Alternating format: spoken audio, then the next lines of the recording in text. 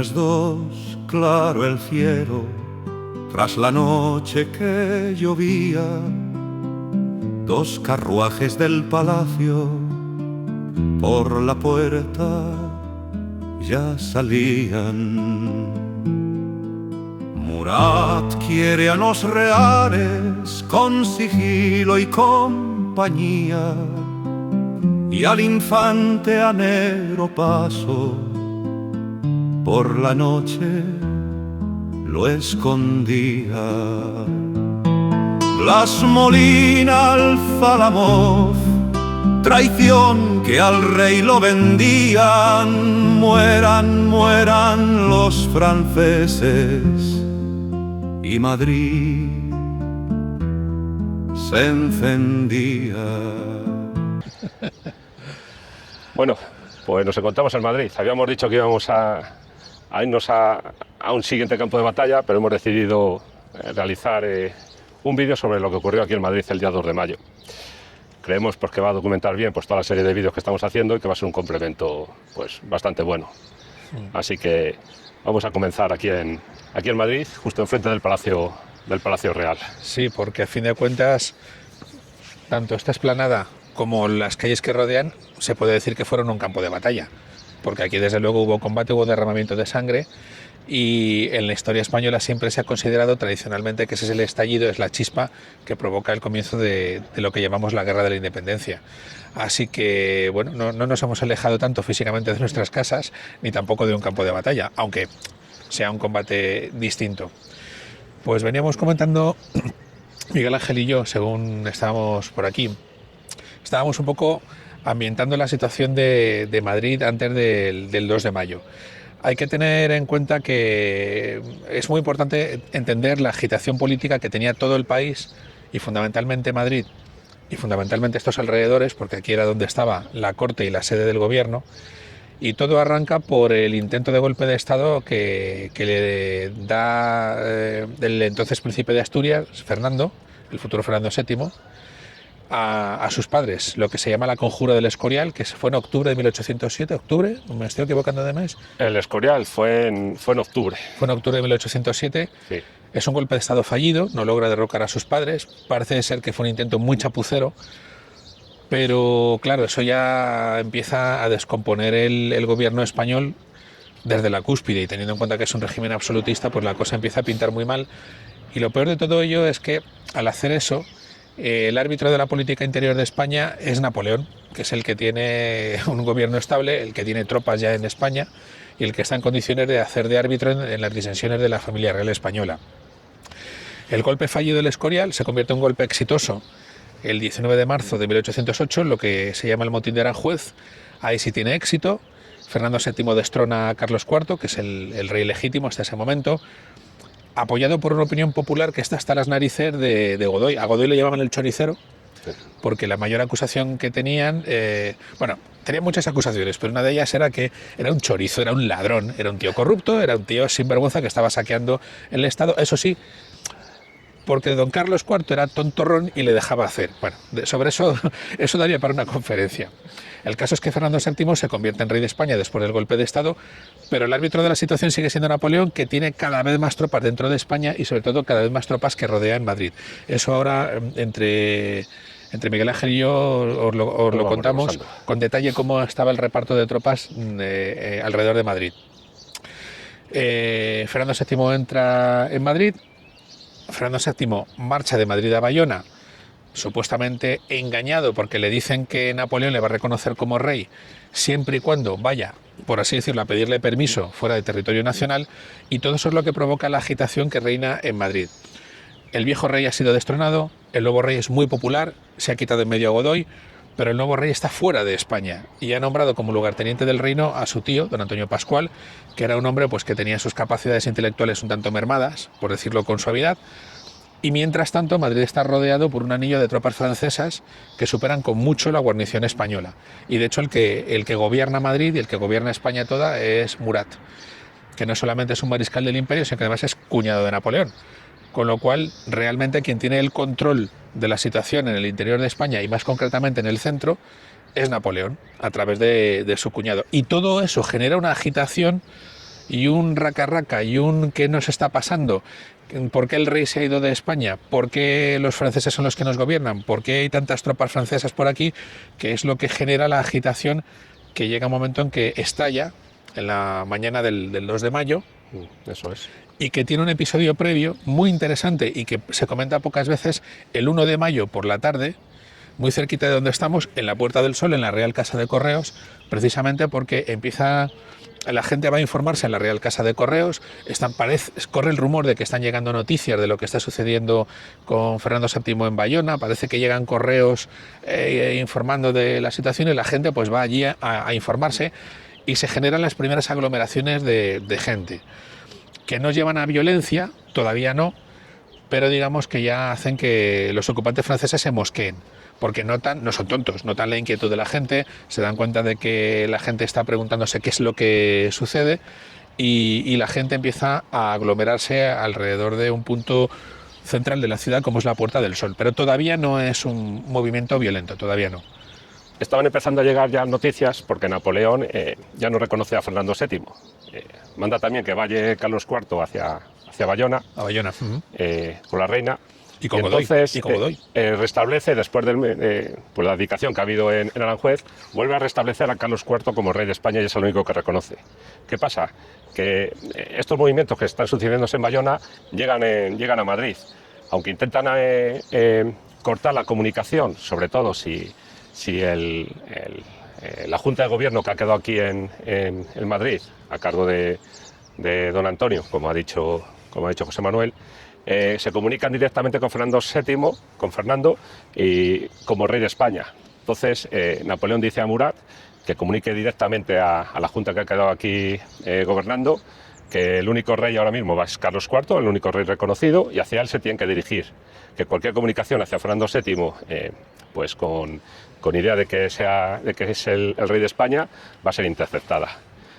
Este rumor se difunde por Madrid. Esa noche del 1 al 2 de mayo hay una junta aquí dentro del palacio donde Murat insta a que se reconozca ya a Carlos IV, de que se corte cualquier intento pues, de seguir reconociendo a Fernando VII como rey de España, y esto es por lo que genera lo que va a ocurrir luego la mañana siguiente, el 2 de mayo.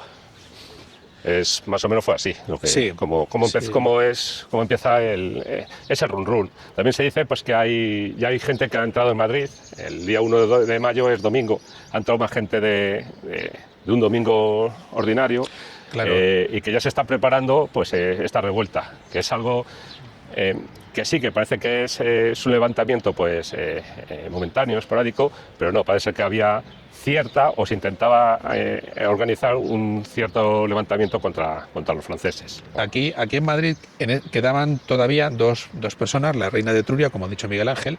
Bueno, quedaban dos hijos. Bueno, cierto, sí, es verdad. O sea, quedaba también el otro hijo de Carlos IV, el hijo menor, era don Francisco de Paula. Don Francisco de Paula, y quedaba, al que ya nos hemos referido, pues el tío Antonio. Don Antonio Pascual, que era... Don Antonio Pascual. No, pero don Antonio Pascual era hermano de Carlos IV, no hijo.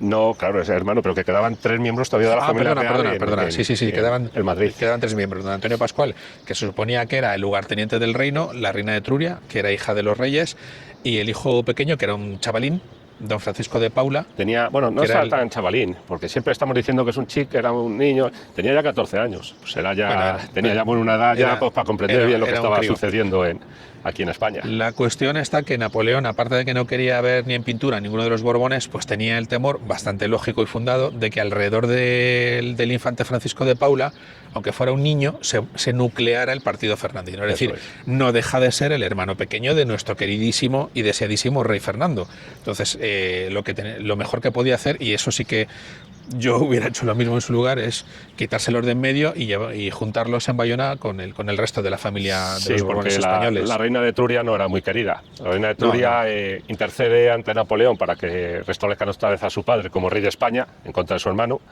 y además pues intercede también para que Godoy quede liberado como había sido preso en Aranjuez durante el motín, para que sea liberado, es liberado y se les manda junto con los reyes Carlos IV y María Luisa hacia Francia. Por lo tanto, la reina de Etruria no era muy buena, no era muy bien aceptada aquí en Madrid. Para nada. Entonces, pues eso, ordena Napoleón pues, que le dirija pues, a lo que queda de la familia real. Murat prepara el viaje, dispone que para el 2 de mayo, el día 1 de mayo, manda comunicación pues, diciendo que al día siguiente, el día 2 de mayo, dispone la salida de la reina de Etruria por la mañana y del infante don Francisco. En principio parece ser que el infante don Francisco tiene pensado mandarle esa noche, o la noche del 2 al 3, pues para evitar lo que ocurrió, evitar pues una conmoción popular, para que no se vea, y que intentaran evitar la salida, que fuera una salida bastante discreta. Exacto. Esa noche llueve, amanece un 2 de mayo, después de la noche que ha estado lloviendo, pues es un día claro, y aquí en la plaza donde estamos, al fondo estaban las reales caballerizas, que ya no existen, salen dos carruajes y en todos los libros, en todas las memorias dicen que quedan delante de la puerta del príncipe. Que es una cosa que yo no comprendo muy bien, porque dentro pasar la puerta del príncipe y hay un amplio patio.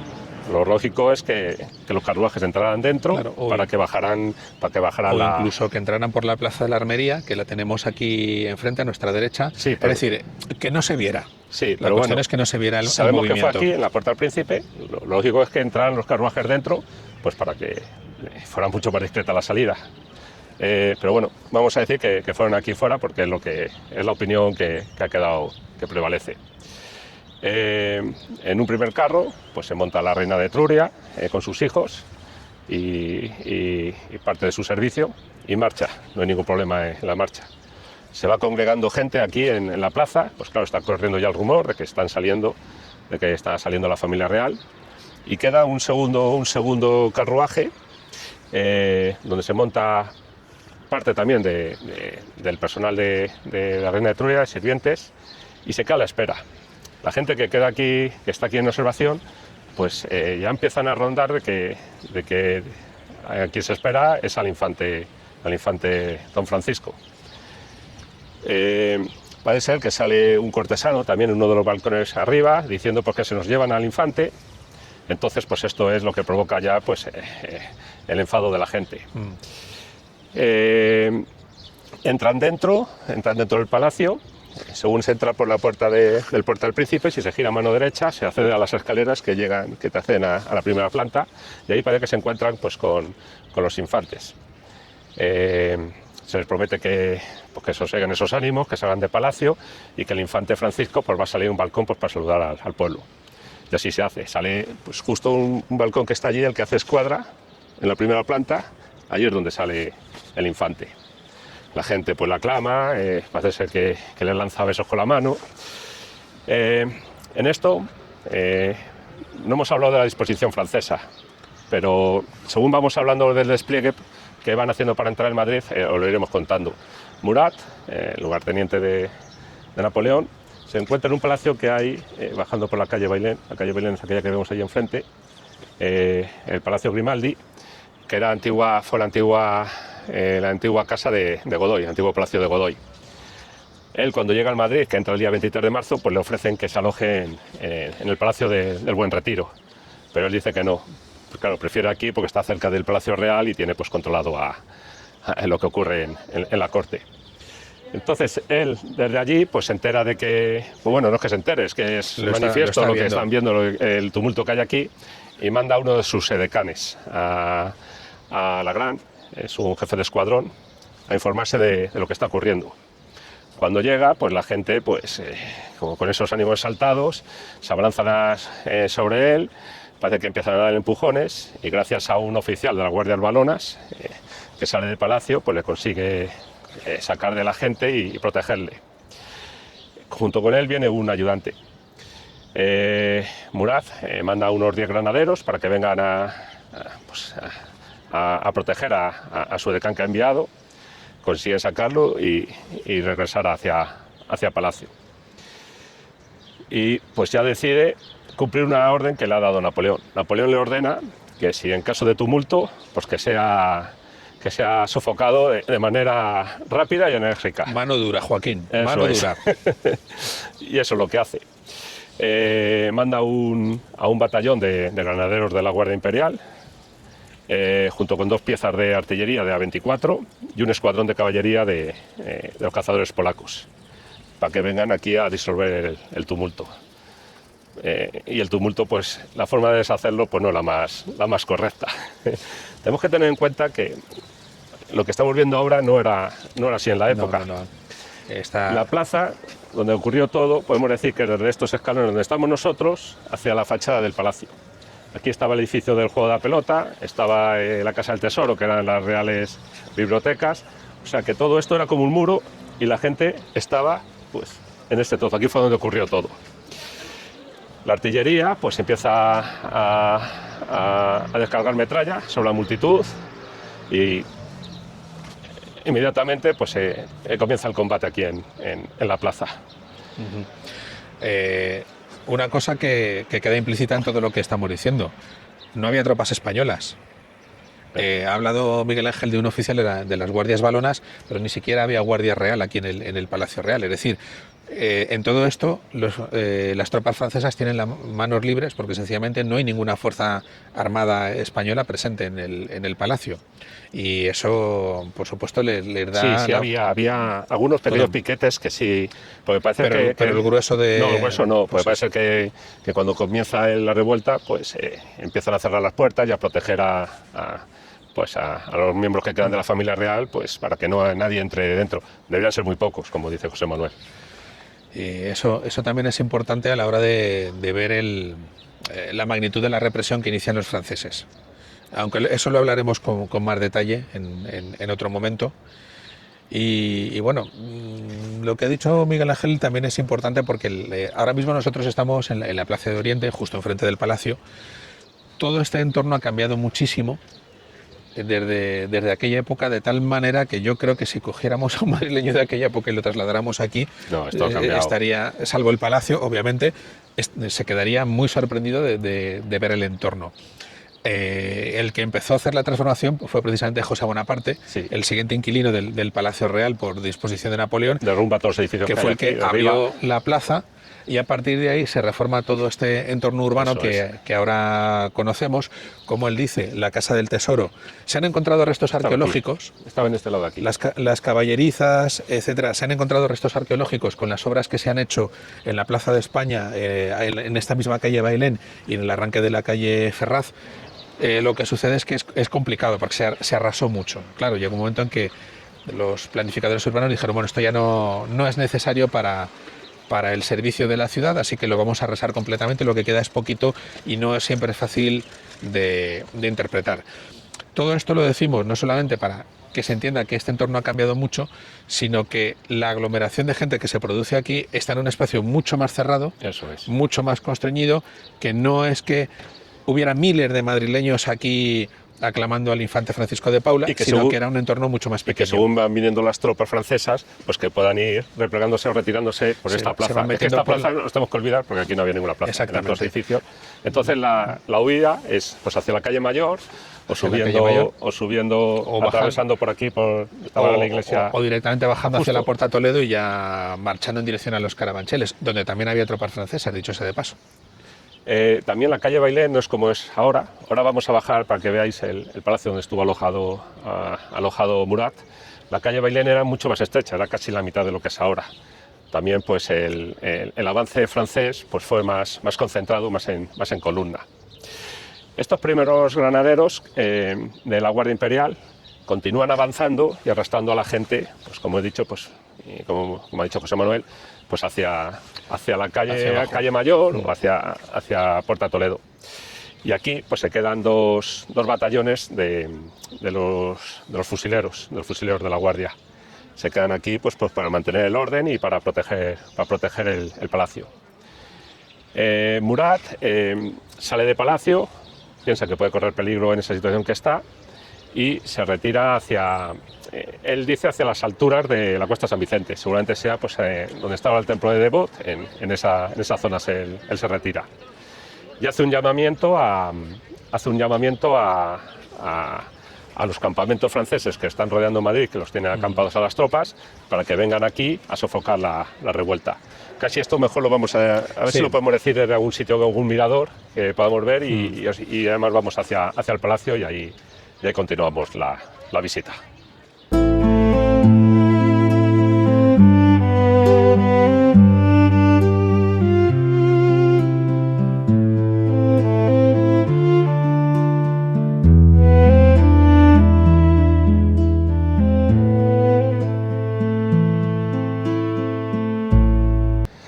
Estamos en el inicio de la calle Bailén, nos hemos venido hacia donde estaba alojado Murat y vamos a ir avanzando hacia el Palacio Real y vamos comentando pues cómo podría ser el aspecto en aquella época, muy diferente a cómo es hoy. A nuestras espaldas, que no lo estáis viendo, está, bueno, ahora sí, está la Plaza de España, lo que antes era la Montaña del Príncipe Pío, que es otro sitio al que tendremos que volver. Sí, está más allá. Pero para los hechos del 3 de mayo.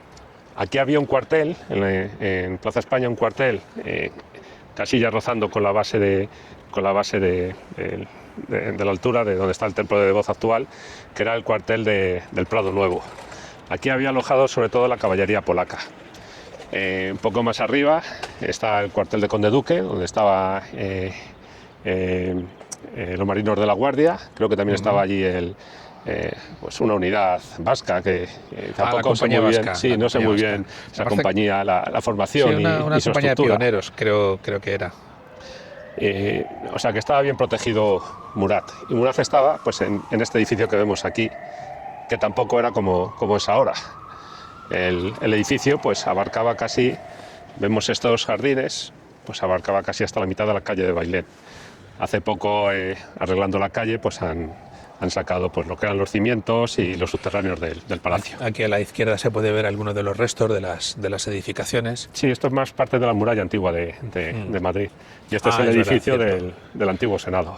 Digo el antiguo Senado, perdón, del Senado actual. No vamos a borrar una institución española.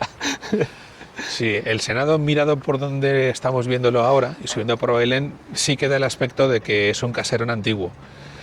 Y hasta cierto punto permite recordar lo que en su día fue y entender el contexto urbano de esta zona. Esto está a tiro de piedra del Palacio Real, sí, que es la razón por la que Gaudí vivía aquí y es la razón por la que Murat se quiso alojar aquí. Hay que tener en cuenta que a Murat le ofrecen otro alojamiento distinto, pero él se niega, sí, y escoge este palacio porque está más cerca del Palacio Real y por tanto más cerca del poder, que es lo que le ha dicho su jefe que tiene que controlar y también lo que él quiere controlar, porque una de sus ilusiones era ser rey de España. Eso es. No lo consiguió, se llevó el premio gordo su cuñado José, pero Joaquín Murat era una de las ilusiones que tenía, que Napoleón le pusiera la corona de España en la cabeza. Cuando él llega a Madrid, el palacio se encuentra cerrado. Este palacio era, al haber sido pues habitado por Godoy, le tienen clausurado porque están haciendo inventario pues, de los ensayos que hay dentro. Parece ser que había varios archivos que había que ser revisados. Entonces, pues claro, tampoco interesa mucho que se aloje aquí. Las estancias, parece que las que tienen así más valor, objetos de valor, están cerradas con candado, pero cuando llega Murat, pues inmediatamente las abre y se apodera de todo el palacio. Era el palacio también de Grimaldi, conocido en la época, y entonces el palacio actualmente pues termina aquí. En tiempos de la República, en el siglo XX, pues para ensanchar la calle Bailén, pues acortaron, derribaron parte del ala del palacio que daba hacia la calle Bailén. Entonces era mucho más amplio y la calle Bailén mucho más estrecha de lo que es entraba mucho más actualmente. Que eso es algo, una perspectiva que se pierde con la disposición moderna. Estamos en la puerta del palacio y como podéis ver, pues el Palacio Real le tenemos a tiro de piedra, hasta unos escasos metros. Pues vamos a continuar hacia Entonces, estamos pues, haciendo un poco el recorrido de los granaderos que manda Murat para despejar la plaza en el momento en que él ve, bueno, no sabemos si se asomó a alguna ventana y lo vio, pero en cualquier caso que sabía lo que estaba pasando de primera mano, que no tuvieron que contárselo, está muy claro, porque ya veis la distancia que hay de un sitio a otro. Y bueno, pues Miguel Ángel y yo estamos andando casi sí, por el mismo camino. El mismo trayecto. Él, como he dicho antes, pues se traslada hacia las alturas de la Cuesta San Vicente, lo que sería actualmente, pues, está el Templo de Boz o en sus laderas, y deja aquí a los marinos de la Guardia, que están en Conde Duque, como hemos dicho, en el cuartel. Los ordena que se queden aquí en la plaza, pues vigilando su aposento, su palacio. Y como hemos dicho, al principio pues salen ese batallón de granaderos de la Guardia Imperial con 2 piezas de artillería y un escuadrón de caballería. Posteriormente, cuando ya tiene un poco reducida este alboroto que ha ocurrido ahí en la plaza, frente al palacio, pues ordena pues, que 2 batallones de los fusileros pues, les acompañen igualmente. Estos 2 batallones fusileros se quedarán frente al palacio y los granaderos, junto con la caballería, pues seguirán avanzando hacia la calle Mayor, pues para dirigirse luego hacia la Puerta del Sol. Visto las bajas, tanto esta unidad de caballería, la caballería ligera polaca, no tengo ahora mismo aquí el listado, lo pondré en pantalla mientras voy hablando. Creo que tuvo un muerto o casi ninguno. Y los granaderos aquí en Palacio pues igual. O sea que aunque fue una lucha pues bastante cruenta la que hubo aquí en Palacio, los efectos de la metralla de artillería pues tuvo que minar mucho la moral del pueblo y no causó casi bajas mortales a los franceses. Hombre, una cosa importante que hay que tener en cuenta, estamos hablando de una muchedumbre que todavía está desarmada. Quizá algún hombre llevara alguna navaja, que era costumbre llevar una navaja, pero a ver, no estamos hablando de una navaja cabritera, estamos hablando de una navaja como utensilio, para picar el tabaco, para cortar un cacho de pan con tocino, cosa por el estilo. Entonces era una multitud desarmada y además inexperta en cuestiones de guerra, con lo cual es posible que se asustaran simplemente al ver las bayonetas caladas de los granaderos de la Guardia. Entonces, combate, bueno, poco combate puede plantear una muchedumbre de civiles desarmados. Aquí podemos ver el palacio, es este donde venimos, hasta aquí, hasta esta ladera, casi hasta la mitad. Hacia adelante es hacia donde llegaba el ala del palacio, por lo tanto, esto era lo que era la calle Bailén entonces, que se ensanchaba en esta zona, y si miramos, pues esta zona de aquí eran edificios, pues que esto fue la zona de combate. Si ponemos aquí 2 piezas de artillería de 24 y la vamos avanzando, pues va barriendo a metralla y es una manera de disuasión pues muy efectiva. Bueno, hemos venido a un mirador que está cerca del palacio. El palacio está allí, tampoco está muy lejos. Antes de continuar siguiendo el avance de los granaderos de la Guardia y empezar a subir la calle Mayor. Nos hemos venido a la montaña Príncipe Pío, donde está actualmente el Templo de Boz. Os recomendamos su visita, porque desde aquí se puede explicar muy bien el despliegue del ejército francés y dónde estaban acampada cada división aquel amanecer del 2 de mayo de 1808. Bueno, hay que explicar con un poquito más de detalle desde aquí lo que se puede ver, cómo las tropas francesas rodean completamente la ciudad y cómo controlan todos sus accesos. Aquello es la casa de campo y ahí un poquito a la izquierda está la zona de Batán. Ahí estaba acuartelada la primera división de las tropas francesas, controlando el acceso por la carretera de Extremadura, que es esta carretera que se ve por aquí. Esta división, cuando recibe la orden de movilizarse, lo que hace es que avanza por ahí, rodea un poco por aquí. Esa es la cúpula de San Isidro, para los que les suene o para los que conozcan un poco Madrid. Y a los pies hay una caída hacia el río Manzanares y ahí está la puerta el puente de Segovia, perdón. Y la puerta de Segovia. Y la puerta de Segovia también. Entonces esas tropas entran en la ciudad por la puerta de Segovia y van subiendo hasta que se encuentran con las otras tropas francesas que están alrededor del Palacio Real. Luego, volviendo hacia donde estábamos, hemos dicho que la primera división estaba ahí en la Casa de Campo, la segunda división estaba en esa zona, que es el Monte del Pardo, ahí es donde se sitúa el Palacio de la Zarzuela, y un poquito más a la derecha es donde se encontraba el convento de San Bernardino, que no se ve desde aquí. Sí, pues estaba bastante lejos, estaba ya fuera de la ciudad. Estaba fuera de la ciudad, está lejos y nos lo tapan los árboles y los edificios. En el convento, las tropas del convento de San Bernardino, que es la segunda división, cuando reciben la orden de movilizarse, lo que hacen es que entran en la ciudad por la puerta de Fuencarral. Cerca de la puerta de Fuencarral es donde se encuentra el Parque de Artillería de Monteleón, que también lo visitaremos, y es ahí que es el punto donde se produce la resistencia militar por parte de las tropas españolas. Aquí hay que hacer un pequeño inciso. Las tropas españolas tenían instrucciones de no participar de ninguna manera en la revuelta. Lo que pasa es que sí que hay un pequeño contingente que los llega a hacer. Eso ya lo hablaremos cuando visitemos Monteleón. Luego, si sigo girando hacia mi derecha, la tercera división, la división de Grouchy, estaba acampada en lo que es Chamartín, que está más lejos, nos lo tapan completamente los edificios, y esas tropas cuando se movilizan entran en la ciudad por la puerta de Recoletos. Yo creo que con esto, si tenéis un poco el plano de Madrid en la cabeza, os podéis hacer una idea de que todos los accesos a la ciudad estaban controlados por la carretera de Extremadura, por la salida hacia la carretera de La Coruña, la salida hacia Chamartín y la Sierra, y por supuesto la salida hacia la carretera de Valencia a través del Paseo del Prado y la bajada hacia Nuestra Señora de Atocha. Eso es.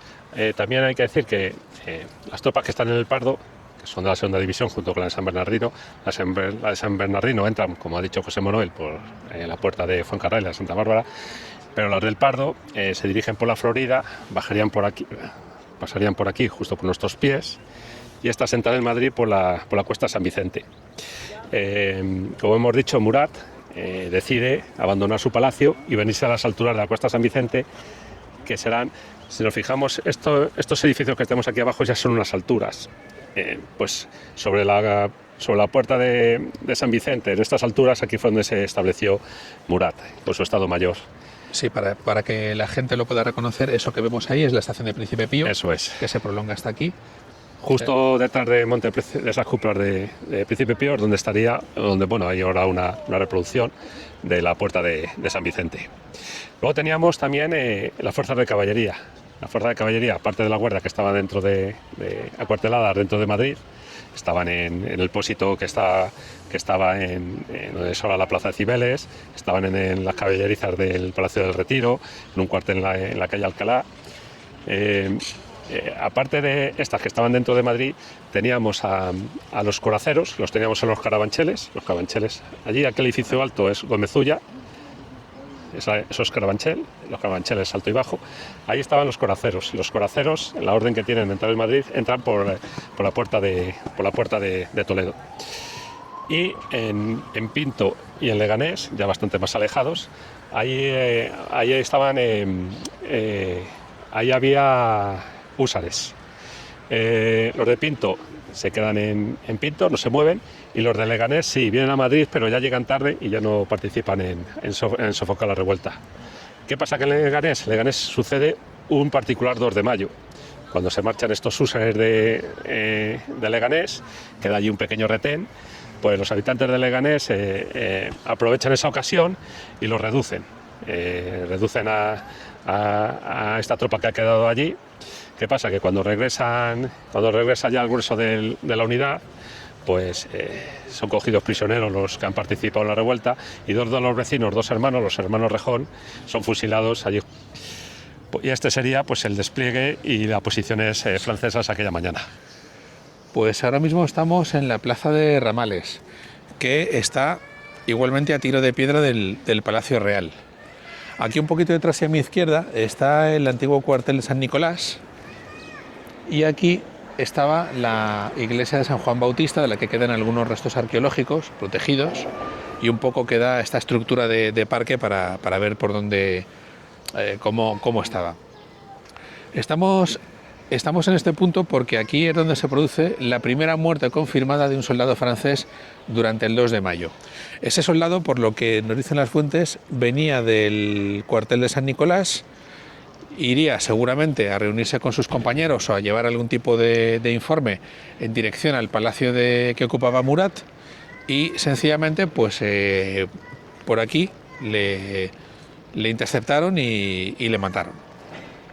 Con lo cual, bueno, pues ahí ya sí podemos hablar de un alzamiento y de una sublevación porque ya ha corrido la sangre. Estamos justo en el inicio de la calle Mayor. En la época, en 1808, este trozo de calle se llamaba calle de la Almudena, porque justo el edificio que vemos enfrente era donde estaban la sede del Consejo de Castilla. Todavía tiene el escudo del Consejo de Estado, y justo enfrente de ella estaba, que hacía esquina, la iglesia de Nuestra Señora de Almudena, que fue derruida. Tenemos aquí unos pequeños restos arqueológicos que casi ni se ven por la suciedad de los cristales, y tenemos una pequeña maqueta de cómo era la iglesia. Nosotros estaríamos ahora mismo pues, por esta zona, justo enfrente. Justo al fondo está el Palacio Real, pero detrás de esos árboles. Sí, pero claro, como digo, aquí estaba situada la iglesia, por aquí no se podía acceder hacia el palacio. Pues hemos venido a este punto. El acceso. Sí. Dime. No, el acceso era por aquí, justo. Eso es. Según la gente va viniendo empujada desde el Palacio Real, el primer acceso que se encuentran es justo el arranque de lo que hoy es la calle Mayor, con lo cual aquí tienes dos opciones: seguir hacia abajo, hacia la Puerta de Toledo, o subir hacia la Plaza Mayor y la Puerta del Sol. Correcto. Que quedan justo hasta a nuestra izquierda. Aquí estaba pues el segundo órgano de gobierno que había en España en ese momento. Estaba la Junta Provisional, que se forma cuando se marcha Fernando VII primero era intención ir hacia Burgos. Finalmente, un paso medio era Vitoria, pero finalmente pues termina en Bayona, que es donde quería Napoleón. Entonces, como ya hemos dicho, ya lo hemos repetido, ya creo que lo hemos mencionado varias veces, pues deja a su tío don Antonio pues a cargo de esa junta de gobierno. Y luego estaba el otro órgano, que era el Consejo de Castilla, y esta era su sede. Esa mañana, además, están aquí reunidos y hay testimonios, incluso creo que os voy a poner alguno, mientras ahora hablo, pues seguirá apareciendo en la pantalla pues alguno de esos documentos, donde dicen pues que quedan interrumpidos pues por el ruido del pueblo, de la gente, de disparos, de cañones. Se asoman y aquí, justo enfrente del edificio, pues ya hay cadáveres, ya hay gente fallecida.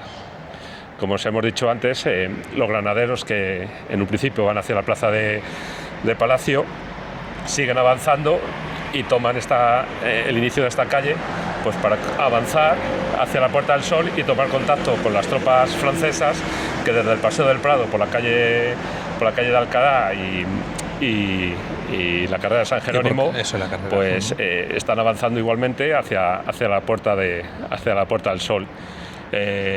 Ese inicio desde el Prado es lo que os hemos comentado hace un poco, de dónde estaban acuarteladas cada tropa. Hemos seguido subiendo por la calle Mayor, como os hemos dicho. Estamos enfrente del palacio del Marqués de Camarasa. Aquí hay una carta muy interesante de un oficial francés que conoce a la marquesa. La Plaza de Villa. Y nos hemos parado aquí porque, como os hemos dicho, los franceses van subiendo y barriendo toda la calle. Van avanzando los granaderos junto con esas piezas de artillería. El fuego era de metralla y aquí aquí hubo muchísimas bajas españolas. Tenemos aquí, seguramente sea de la guerra civil, porque la guerra civil, la metralla ha afectado mucho a los edificios madrileños. Pero bueno, ¿y por qué no puede ser de ese día? El efecto de la metralla de los cañones franceses según iban subiendo por la plaza Mayor. Vemos aquí efectos de metralla.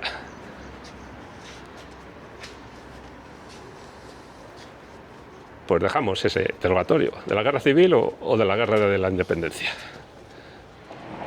Pues esta es la Plaza de la Villa. Detrás de mí tengo a la estatua de don Álvaro de Bazán presidiendo la plaza. Detrás del edificio tenemos la Plaza de la Cebada, que es también un sitio donde hubo combates y hubo bastantes muertos civiles españoles, y justo detrás, o digamos ese es el entorno en el que está el barrio de Lavapiés. Y detrás del barrio de Lavapiés, descendiendo ya hacia el cauce del río Manzanares, pues está la calle Toledo y la puerta de Toledo. Toda esta zona fue escenario de combates, primero de agitación y después de combates. Digamos que este era el barrio de clase baja de Madrid. Lavapiés y Puerta Toledo eran los barrios de clase baja, donde vivían pues la representación que hemos visto siempre de manolas y de chulapos. Era, por así decirlo, la zona más castiza de Madrid. Y fue también la zona donde hubo más agitación profernandina y antifrancesa, precisamente por eso, porque para las clases bajas el rey Fernando era una figura muy popular. Y esto hizo que la ebullición fuera más intensa en estos barrios y hubiera combates y muchos muertos civiles en ambas zonas. Hay un pequeño aspecto, si nosotros cogiéramos la calle Bailén para bajar hasta la Puerta de Toledo, la Puerta de Toledo actual no está en la ubicación en la que se encontraba en aquella época, sino estaba un poquito más retranqueada. Estaba al final de la propia calle de Toledo. Lo que sucede es que, bueno, pues en las distintas remodelaciones urbanas que hay en el siglo XIX, es José Bonaparte quien ordena derribar, como parte de la rectificación de la calle Bailén y la creación de la Plaza de Oriente, ordena derribar la antigua Puerta de Toledo y la empuja un poquito hacia abajo en dirección al cauce del Manzanares. La empieza José Bonaparte, la termina Fernando VII. Y esa es la Puerta de Toledo que podemos ver modernamente. La antigua está al final de la calle Toledo, en el arranque de la carretera de Toledo, pero que está unos metros de distancia respecto a donde la podemos ver ahora mismo. Y también muy importante es que la carretera de Toledo, es decir, el arranque de la carretera de Toledo a partir de la Puerta de Toledo, es el camino que lleva en dirección a los Carabancheles y a Leganés, donde también había guarniciones francesas. Lo que hoy es el cuartel de ingenieros me parece que es de ingenieros, el de Carabanchel, había un almacén, había un polvorín, para entendernos, un almacén de municiones, y más abajo en Leganés estaba parte de la caballería francesa, como he dicho antes, en lo que hoy es la Universidad Carlos III de Madrid. Con lo cual, la salida hacia el sur desde Madrid estaba taponada por fuerzas francesas, que eso es importante tenerlo en cuenta. Si alguien quería huir en esa dirección, se podía dar de bruces con la caballería. Bueno, estamos en la Plaza Mayor, hemos parado, subiendo por la calle Mayor, hemos parado aquí en este punto. El domingo, todo lleno de puestos de numismática, filatelia, lleno de gente. La de horas que hemos pasado aquí, sí, mirando puestecitos. Hemos parado aquí pues para comentar uno de los combates más curiosos que se sucedieron aquel día, porque fueron protagonizados por presos españoles que estaban en la cárcel de la Corte, que está aquí cerca. Por aquí estaba. Viendo ya los combates que se van sucediendo por las calles, que se van extendiendo, ellos pues oyen los disparos, incluso pueden ver que desde edificios que están enfrente de la cárcel, desde los balcones lanzan armas para el pueblo, a las calles, para que ataquen a los franceses. Entonces pues deciden escapar, queman parte de la cárcel y se escapan. Y muchos vienen a parar aquí a la Plaza Mayor. Y aquí pues se suceden unos combates bastante cruentos con los franceses, y creo que llegan a tomar hasta una pieza de artillería, pero finalmente, cuando ya es reforzada la guarnición que había aquí en la Plaza Mayor francesa, pues tienen que escapar. Como anécdota, hay que decir que todos estos presos, la mayoría, regresan los días siguientes a la cárcel.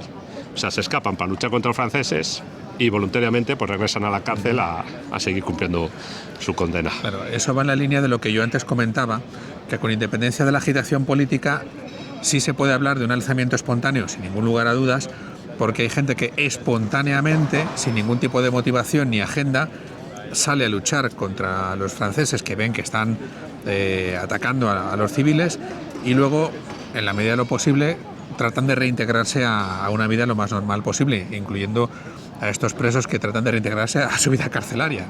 Entonces, en este sentido, no hay ninguna duda de que se trata de un alzamiento popular. Un poco aquí cerca está el Palacio Episcopal. Los franceses, cuando sube la caballería francesa, los coraceros, que son los que vienen de los Carabancheles, consiguen pasar las barricadas de la Puerta de Toledo. siguen subiendo la calle Toledo, van a parar a la Plaza Cebada, allí hay también unos enfrentamientos bastante brutales. Y una vez que han disuelto pues allá a los vecinos madrileños que se enfrentan, asaltan el Palacio Episcopal y se llevan todo lo que pueden. El combate fue ya generalizado. Si parece que empieza a las 8:30, que es cuando empiezan a salir los carruajes, sobre las 10 ya dicen, sí, hay documentos de los consejos, del Consejo de Castilla donde hemos estado, diciendo pues que están escuchando los cañonazos. A esta hora, que sería más o menos, según hemos subido aquí ya, pues posiblemente sean ya casi las 10:30, las 11, sería pues el momento cumbre de los combates en todo Madrid, sobre todo por esta zona. Claro, hay una cosa que también conviene tener en cuenta, y es que cuando empiezan a sonar los primeros disparos, la población evidentemente se asusta porque no está armada, no tienen experiencia de combate, pero eso excita más todavía la resistencia popular. Es decir, los primeros tiros no dispersan a la multitud, congregan más multitud. Eso es. Y es, por así decirlo, una segunda etapa de la represión, cuando ya hay más tropas francesas, cuando ya se están concentrando y convergiendo sobre el centro de Madrid, cuando realmente no solamente son los combates más cruentos, sino cuando la gente empieza a dispersarse. Pero las primeras luchas no llevan a más lucha, por así decirlo. Eso es. Ahí es donde quizá falla el cálculo francés. Piensa, bueno, son paisanos desarmados, aquí tenemos granaderos de la guardia, artillería, caballería, se dispersan rápido. Pues no es así. En una primera fase se congrega todavía más población civil. Luego ya sí. Los enfrentamientos además no es cuerpo a cuerpo en la calle, sino que se dispara desde los balcones, desde los tejados se suben para intentar protegerse, y desde los tejados pues se lanzan cualquier tipo de objetos, se dispara.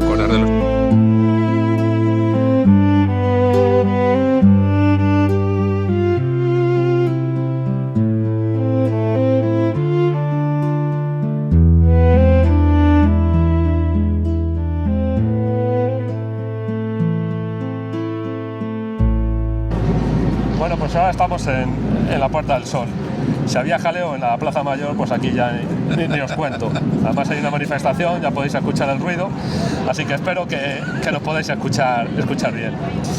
Bueno, pues aquí en la Puerta del Sol es el punto neurálgico, como hemos dicho. Además el día anterior, el día 1 de mayo, casi por la noche, hay ya aglomeración aquí de gente pues esperando la llegada del correo.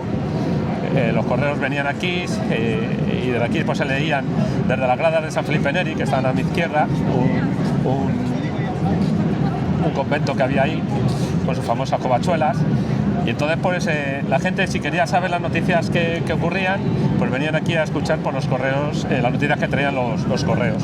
Entonces parece ya que el día 1 hubo aquí una aglomeración, pero que no tuvo incidentes. Además se pasó revista de las tropas francesas en el Paseo del Prado. Hay memorias que dicen que se extendían desde la Puerta de Atocha hasta la de Recoletos, ocupaban todo el Paseo del Prado, y al terminar pues el público pues vitorea al tío de Fernando VII, a don Antonio, y eso a los franceses pues no les gusta mucho. Además, cuando ya se retira Murat y va hacia su palacio, atraviesa la Puerta del Sol, parece ser que desde aquí le tiraron objetos y protestaron su presencia.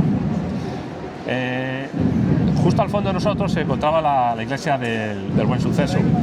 Sí, ya resiste. Encima de nuestros hombros. Os voy a poner imágenes para que veáis cómo era.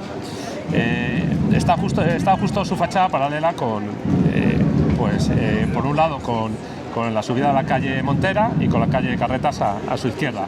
Y ahí justo en esa linde es donde estaba la fachada de la iglesia Buen Suceso, que además se utilizaba también como hospital. La Casa de Correos, que es actualmente la sede de la Comunidad de Madrid, y como os hemos dicho a nuestra izquierda, pues San Felipe Neri. La plaza era mucho más estrecha, no tan alargada, y entonces pues fue más fácil aquí, pues no más fácil, sino que los combates que ocurrieron aquí pues fueron muy violentos. Claro. Ahora mismo nosotros estamos dando cara a la calle Mayor, que es por donde hemos dicho que venían empujando los 2 batallones de granaderos de la Guardia con 2 piezas de artillería, y justo a nuestras espaldas vienen desde el Prado y desde Recoletos 2 columnas francesas. Por la derecha, por la carrera de San Jerónimo actual, vienen la caballería de la división Grouchy, que menudo animal de bellota, el amigo Grouchy, vaya elemento. Y un poquito a la izquierda, por la calle de Alcalá, viene otra columna también de caballería con dragones y de infantería. Entonces, sencillamente el personal civil que estaba aquí en la plaza, en la Puerta del Sol, se ve embolsado, se ve completamente encapsulado, porque las calles que salen hacia arriba, la calle Preciados, la calle del Carmen, aparte de que eran más estrechas, no desembocan como ahora modernamente en la Gran Vía, que es una buena vía de escape, sino que siguen ese trazado de calles pequeñitas que hay en el centro de Madrid, con lo cual realmente no tenían escapatoria. Dos detalles. Lo primero, lo que estamos comentando, 3 columnas francesas que convergen sobre la Puerta del Sol, convergen desde 2 direcciones distintas, para que os hagáis una idea de lo rodeada que estaba Madrid y sobre todo el centro del casco urbano de tropas francesas, vamos, que no había escapatoria posible. Y lo segundo, que en ese momento, aunque la Puerta del Sol está aglomerada de civiles, los números están a favor de las fuerzas francesas. Es aquí, en la Puerta del Sol, la columna de caballería, si no me recuerdo mal, la que viene por la carrera de San Jerónimo, en la que figuran son los mamelucos. Los mamelucos. Y por la de Alcalá, los cazadores de la Guardia. Los cazadores de la Guardia. Junto con infantería y piezas de artillería en ambas calles. Esa es la escena que refleja Goya en su famoso cuadro de la carga de los mamelucos, sí, que es plenamente histórica. Es decir, son esas tropas las que desembocan, viniendo desde mi espalda, desembocan en la Puerta del Sol y son las que provocan la mortandad. Porque a esas alturas, Grouchy, que como he dicho es un animal de bellota, la orden que tienen sus soldados es matar, sablear, para ser concretos. Sablear es la instrucción que reciben y lo hacen a conciencia. Ahí, en el informe que os he mencionado antes de las bajas de la Guardia Imperial, que también os lo voy a poner para que lo veáis, de la caballería, las bajas principales fue sobre todo de los mamelucos y de los cazadores, pero sobre todo de los cazadores. O sea, por la calle de Alcalá tuvieron que ser unos combates pues muy más violentos que por la de la carrera de San Jerónimo. En la carrera de San Jerónimo, ahí estaba el Palacio de los Duques de Híjar, por ejemplo, y toda la servidumbre,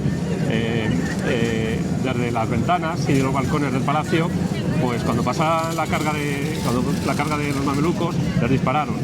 Parece ser que uno de los mamelucos, que era muy famoso, que se había distinguido, creo que fue en Austerlitz, fallece justo delante de lo que es ahora actualmente el Palacio de Diputados, pues justo enfrente, ahí cae muerto.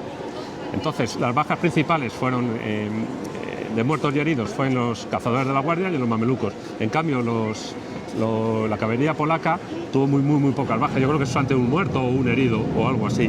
O sea que estas cargas de caballería tuvieron que ser muy violentas.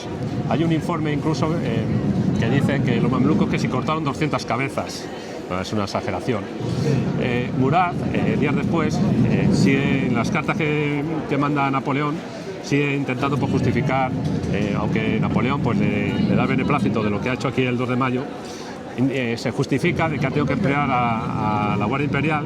Sabemos que la Guardia Imperial pues, es una unidad casi de reserva que se utiliza pues, ya para en los momentos especiales. Tiene que utilizar a la Guardia Imperial porque necesitaba conectar lo que era su cuartel general, el palacio de donde venimos, donde él estaba alojado, con las tropas de Grouchy al otro lado de la ciudad, lo que es el Paseo del Prado, Cibeles.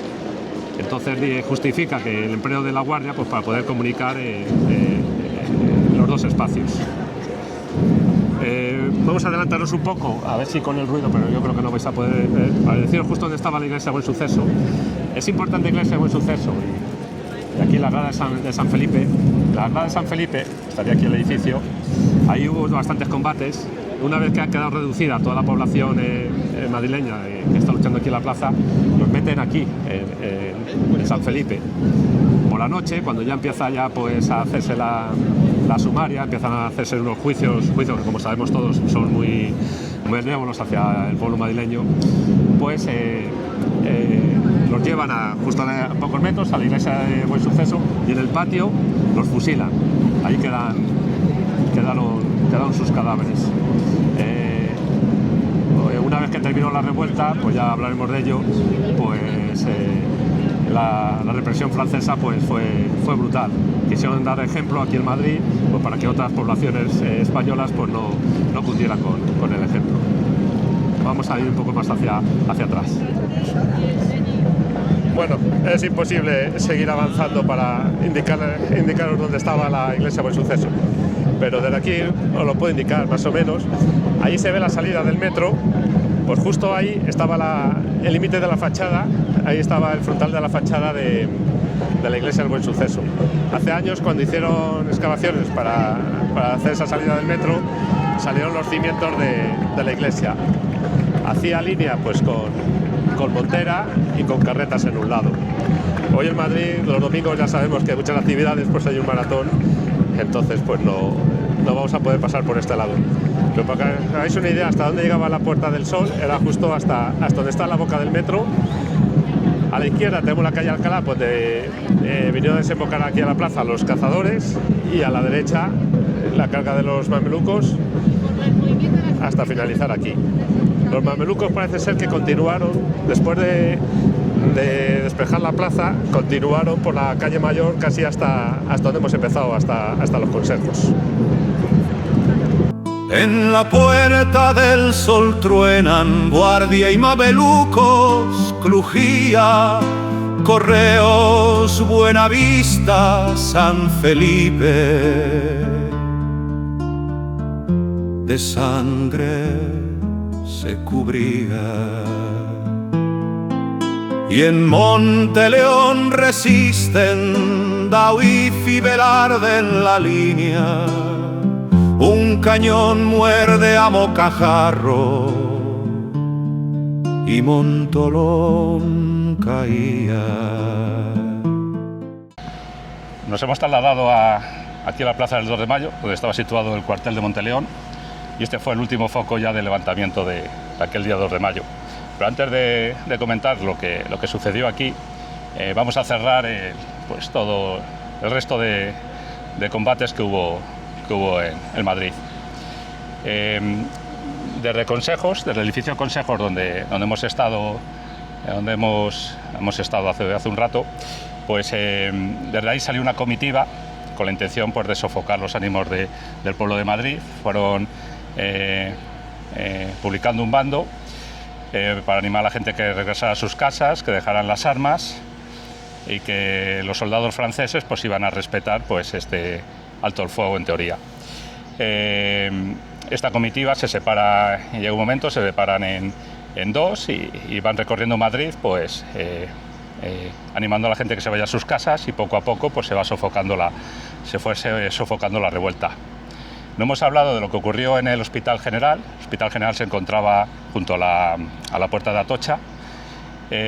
Allí había un grupo numeroso de soldados franceses enfermos, también de españoles.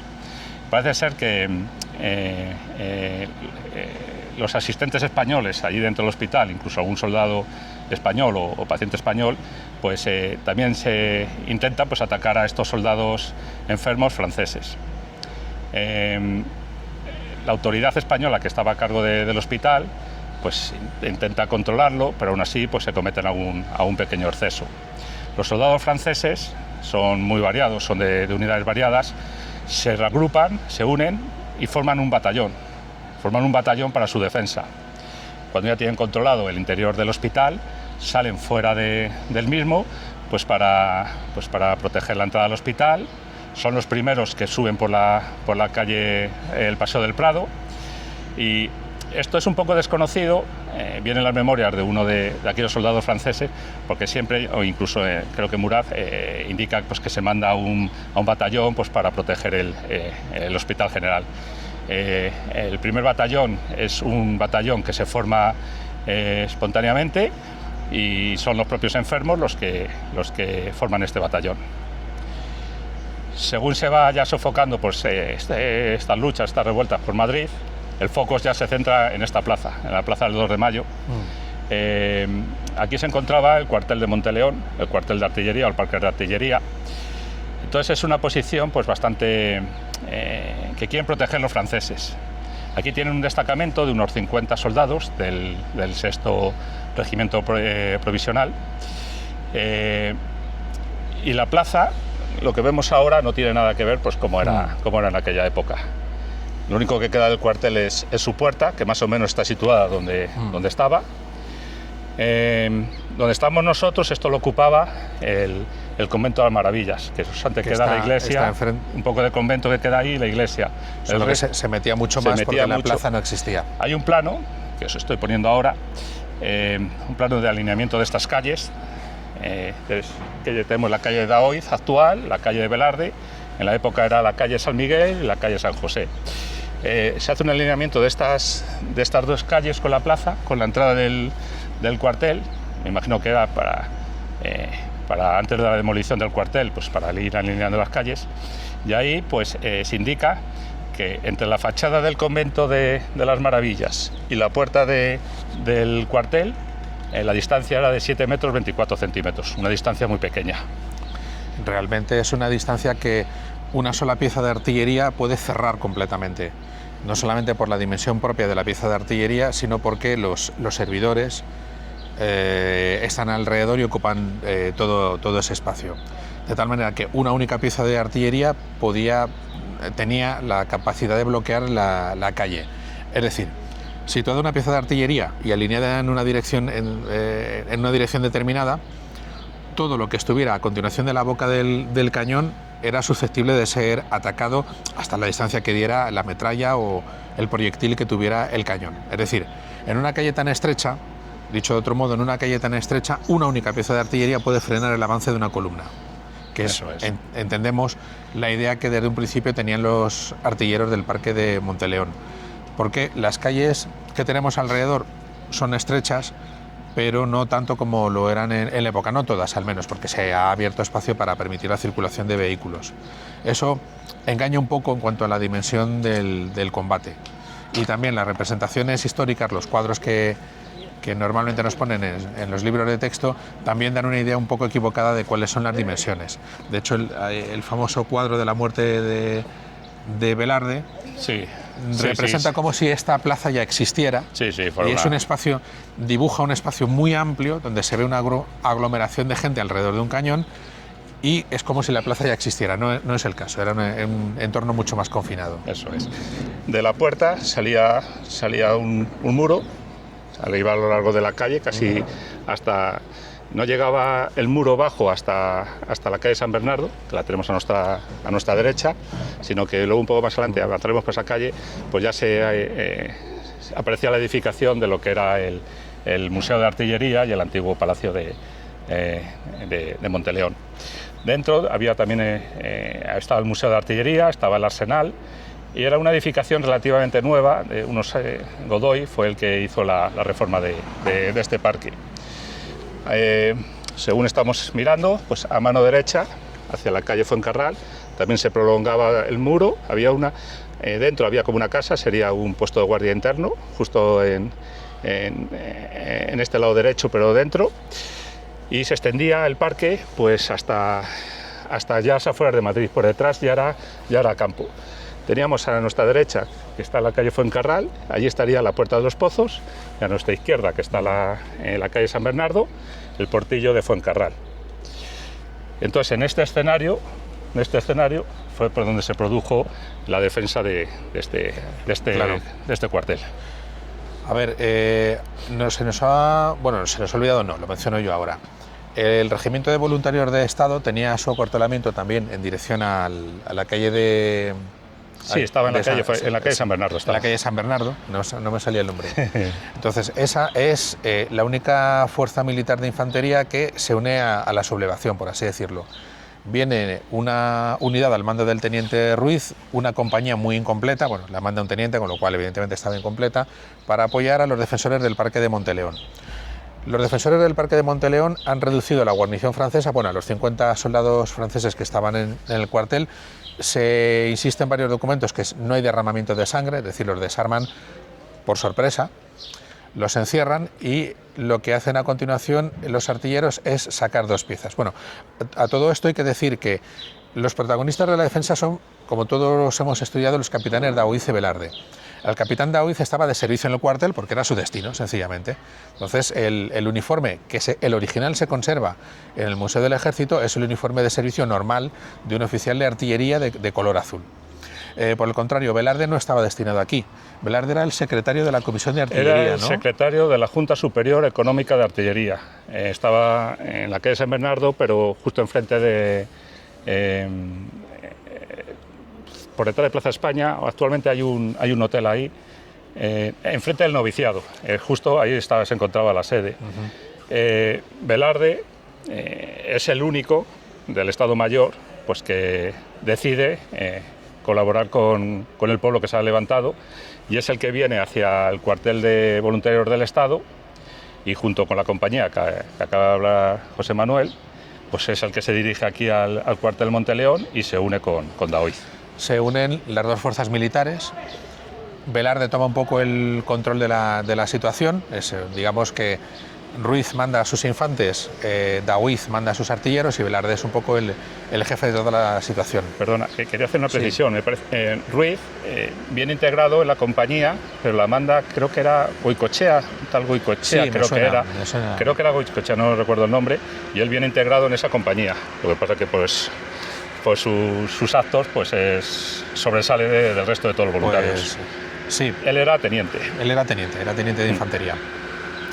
Entonces, los artilleros lo que hacen es que sacan 2 cañones, porque es la manera más sencilla de controlar las calles, que volvemos a insistir que eran mucho más estrechas de lo que son ahora. Y por parte francesa, cuando se enteran de la sublevación del cuartel, lo que hacen es que organizan un dispositivo para retomarlo, pero ya entendiendo que lo van a retomar por la fuerza, porque ya no se trata de civiles armados. Estamos hablando de soldados entrenados, ya estamos hablando de tropa regular. Entonces, recordando un poco el dispositivo que había cercado Madrid, la segunda división estaba acampada fuera de la ciudad de Madrid, en el convento de San Bernardino, aunque con los regimientos distribuidos por varias zonas. El quinto regimiento provisional de la segunda división estaba en el Pardo. Estaba en el Pardo y no llega a participar en este combate, entra en Madrid por otro punto, y es el sexto provisional, que es al que pertenecían los 50 soldados franceses que son retenidos en el cuartel, el que viene desde San Bernardino y entra por la fuerza en la ciudad, y es el que sofoca la rebelión. La segunda división tenía otros 2 regimientos, el 7º y el 8º provisional, que también entran en Madrid. Lo que sucede es que, por lo que ha estudiado Miguel Ángel sobre todo, estaban y por en la los casa testimonios, campo, entonces entran por la puerta de Segovia. Entran por la puerta de Segovia y no llegan a tiempo de participar aquí en ningún combate. Y el quinto, combate, como ya hemos hablado también anteriormente, entra por el quinto el quinto está en el Pardo. Entonces entra por el Paseo de Florida y se queda estacionado en la Puerta de San Vicente. Por la Puerta de San Vicente. Entonces es el único, el sexto, y posiblemente pues con algunas unidades sueltas pues que estaban acuarteladas en las cercanías de otras unidades. En el fondo era suficiente, porque la superioridad numérica estaba de parte de los franceses. El parque de artillería no tenía más que un par de compañías de artilleros. Munición sí que había de sobra y piezas sí que había de sobra, pero sencillamente no se podían desplegar. Esto también es un aspecto que conviene decir. Sí, tenemos unos documentos. Hay una especie de leyenda alrededor de que los artilleros no tenían munición y se defendieron como pudieron, incluso arrojando piedras y cosas por el estilo. Hay 2 informes. No es el caso. Del inventario que había dentro del cuartel. Hay uno que se hace a últimos de abril, pocos días antes del levantamiento, que indica que habría, sin gafas si lo puedo ver, 5 cañones de A24, 6 de A12 5 cañones de A24 y 6 de A12 montados. Es decir, listos para y ser otros usados. Varios de menor calibre. Lo que pasa que justo ese mismo día 2 de mayo por la tarde, el alcalde del cuartel de Maravillas, o el barrio de Maravillas, que está comprendido esta zona, pues se informa de las piezas de artillería o de los objetos que se han apoderado los franceses nada más tomarlo. Entonces este informe, que es nada, las pocas horas, es esa tarde del 2 de mayo, él dice que habían, además este informe se lo proporcionan soldados artilleros que estaban aquí en el cuartel que han conseguido escapar. Dicen que había unas 20 piezas entre montadas y desmontadas. 2 de A24 y las demás de 4, 8 y 16. Entonces no coinciden mucho los 2 inventarios. Yo estoy más por el primero, porque se hizo con más serenidad, Este primer inventario dice pues, que había bastantes quintales de pólvora, muchos, y muchísima bala. O sea, que había munición suficiente pues, para defender este lugar. Sí, lo que sucede es que la superioridad numérica, a fin de cuentas, está del lado francés, porque las tropas españolas son poquitas, es lo que se puede reunir en ese momento. Y hay que abarcar una gran proporción de terreno. Y además, eso también es importante porque en el plano que os ha mostrado antes Miguel Ángel, veréis que el perímetro del cuartel es enorme, con lo cual tampoco tenían tropa suficiente como para poder desplegarla alrededor y cubrir todo el perímetro y poder prevenir que los franceses entraran por un sitio u otro. O sea que lo que sucede aquí es que esta sí que es una rebelión militar, porque aquí sí participan soldados profesionales, militares profesionales, sí, al mando, en algunos casos de sus mandos naturales, aunque todo a las órdenes del que no es el mando natural, porque Pedro Velarde no tenía mando ni sobre el cuartel ni sobre, por supuesto, las tropas de voluntarios de Estado, pero ya es una cosa más seria. Y por eso hay muchos que sitúan el comienzo de la Guerra de la Independencia justo el 2 de mayo, porque es justo cuando hay tropas españolas, bueno, tropas militares es una redundancia, tropas españolas participando activamente en la sublevación al lado del pueblo, que no es exactamente así, porque los combates populares se desarrollan en otra zona de Madrid, lo que no quita que algún paisano se uniera a la defensa del cuartel, bueno, por supuesto, pero el peso lo llevan los militares. Sí, el peso lo llevan los militares, pero viene mucha gente, pues según se va sofocando en los distintos focos de levantamiento, se van dirigiendo aquí, porque aquí saben que todavía se mantiene pues, activo contra los franceses. Es más, también, como hemos dicho antes, desde el Palacio, desde la Plaza del Palacio, hay un grupo numeroso encabezado por Blas Molina, que se dirige aquí también para solicitar armas. Hay primero un poco de reticencia, pues a ver qué se hace, qué no se hace. Cuando llega Velarde es más exaltado que Daoiz, pues convence, o aunque ya estaba mejor, ya tenía intención Daoiz, pues vence esas últimas reticencias pues para proporcionar esas armas al pueblo y además pues colaborar en la lucha contra los franceses. Debería haber sido curioso cuando llega Velarde, junto con los voluntarios de Estado, entra, y ese intercambio de palabras con Daoiz, y me imagino que se estrecharían la mano, se darían un abrazo, ese momento tuvo que ser pues épico. Pues ciertamente sí, muy emocionante. He comentado antes que el uniforme del capitán Daoiz se conserva, porque exhumaron sus restos y bueno, pues allí estaban las prendas de uniforme, evidentemente desgastadas por el tiempo, y eso ha permitido estudiar de qué manera lo mataron, porque hay todo tipo de leyendas, todo tipo de historias, que se le clavaron una bayoneta por la espalda, que si tal y cual. Bueno, las heridas que presenta el uniforme son 2 bayonetazos frontales a la altura del pecho, suficientes para matarle, que es el único daño apreciable en los restos del uniforme. Sí. Aunque sí, él no fallece aquí, él queda muy mal herido, se lo llevan a su casa en la calle de Ternera, y ahí es donde ya fallece. Aquí fallece Velarde. Fallece Pedro Velarde, y también es muy mal herido el teniente Ruiz. El teniente Ruiz lo pasó muy mal, tardó meses en morir, o sea, quedó muy mal herido, no pudo reincorporarse al servicio y falleció muchos meses después, y bueno, no debió ser precisamente viajando hacia Extremadura, fallece en Trujillo. Hay una cosa curiosa que no consigo todavía comprender. Velarde, cuando aquí fallece, los franceses le desnudan, le despojan de su uniforme y de todas sus pertenencias. Según este alcalde, el alcalde de aquí de las Maravillas, del Cuartel de Maravillas, Andrés Romero, él dice nada más que cuando empieza ya aquí el levantamiento, él se encuentra en la plaza de San Ildefonso, un poco más abajo, en la calle Fuencarral, un poco más hacia abajo, y manda a una persona para ver la situación que hay aquí. Esta persona llega y le dice pues, que los artilleros han sacado dos piezas de artillería, 2 cañones. Uno que lo han trasladado a la calle La Palma está aquí mismo, lo enseñaremos. A 2 manzanas. Sí, y otro en la misma puerta del cuartel. De momento son 2 las piezas de artillería que sacan. Murat dice que son 3.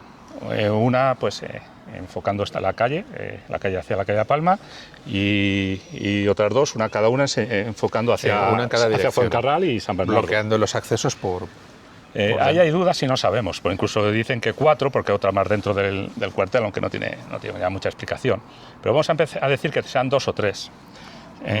Este testimonio es muy interesante porque si una de las piezas está en la calle La Palma, un poco ya alejado, a lo mejor uno de los avances franceses toman esa pieza, está alejado del cuartel y entonces si fallece ahí Velarde, pues sí que pueden aprovechar pues para despojarle de sus prendas, ya que si hubiera sido por aquí cerca, no veo lógico que sus compañeros, el pueblo otro, no impidieran que le desnudaran. Claro, hubiera acabado como Daoíz, enterrado con su propio uniforme. Pudo haber otra ofensiva, no recuperar el cañón a lo mejor, pero sí rechazar a los franceses, porque hubo varios intentos de asalto, recuperar ya el cadáver de Velarde, introducirlo dentro del parque, porque parece que lo introducen dentro del parque de artillería y lo depositan al lado de una fuente que estaba, había un patio aquí, pues una fuente que estaba ahí al lado es donde le dejan. Esto es una duda que siempre tengo, porque cómo permitieron los españoles que despojaran de su uniforme y de sus ropas a Velarde. Y la única explicación que encuentro es eso, que él se encontraba al mando de una de las piezas de artillería que estaban más alejadas. Sabemos que una estaba en la calle Palma, pues es posible que Velarde falleciera pues aquí en la esquina de la iglesia de Maravillas con la calle La Palma. A Velarde, de aquí, pues lo llevan a enterrar a la iglesia de San Martín, donde posteriormente esa noche también trasladan los restos de Daoíz, y ambos fueron allí enterrados. Al teniente Ruiz, malherido, se lo llevan a escondidas aquí al cuartel de los voluntarios del Estado, y de allí ya pues lo consiguieron esconder hasta que intentó restablecerse de sus heridas, de momento, como ha dicho José Manuel. Sí, al final no llegó a restablecerse nunca y falleció meses después de estos sucesos. Y bueno, el dato de los 50 soldados que es el piquete de aquí desde el principio, instalados franceses. Esto nos lo ha dado Antonio Graham, que está haciendo una labor extraordinaria, examinando todos los libros de matrícula de los regimientos. Entonces, esta semana me ha proporcionado este dato. Es una hoja de servicios de un soldado en esa época era un obrero pointier, un obrero de artillería. Dice que él fue el primero que consiguió entrar dentro del parque y romper la cerradura de la estancia donde estaban encerrados estos 50 hombres del 6º Provisional. Según él, que estaban preparados para que fueran fusilados. Y las dependencias estaban, según él, dentro del patio, o sea, también estarían en este lado de aquí. Bueno, lo de que los iban a fusilar puede ser un embellecimiento posterior, porque no hay constancia real de ningún fusilamiento de soldados franceses por parte de españoles, fueran civiles o militares. Entonces, que los iban a fusilar quizás sea un adorno posterior, también orientado a justificar en parte los fusilamientos de los civiles, de los que vamos a hablar dentro de un ratito. Sí, porque civiles aquí participaron bastantes, ya lo hemos dicho, fue una colaboración del ejército profesional con el pueblo de Madrid. Una vez que es tomado el cuartel, fue por el general Lefranc, ¿no? Lefranc me parece que fue, que era el que estaba al mando de estas fuerzas del 6º Regimiento Provisional que entran por las dos puertas y rodean todas estas calles. Una vez que lo toman, a todos los prisioneros que han cogido aquí los dejan dentro. Parece que esa tarde, desde consejos de donde estuvimos, mandan para ver cómo está la situación, y el comandante francés que está dentro parece que intenta colaborar pues para liberar a estos franceses, ya que, como hemos dicho antes, se ha publicado un bando donde pues dicen que la gente, pues si dejan las armas, pues no va a peligrar sus vidas.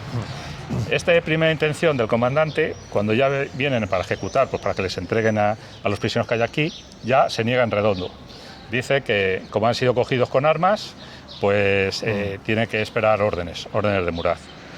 Finalmente, pues la mayoría de los que estuvieron aquí, o prácticamente todos, pues los llevaron al cuartel que está en Plaza de España, el que hemos dicho antes, el cuartel de Prado Nuevo, y no sé si todos o hicieron un sorteo entre todos, pues fueron muchos de los que estaban aquí los que fueron fusilados en Príncipe Pío. Y como sabían lo que les esperaba, el que pudo se escapó. Sí, se El que escaparon también bastantes. Se vistió de civil o directamente salió corriendo donde pudo y se escapó, porque no eran tontos y sabían lo que les esperaba. Sí.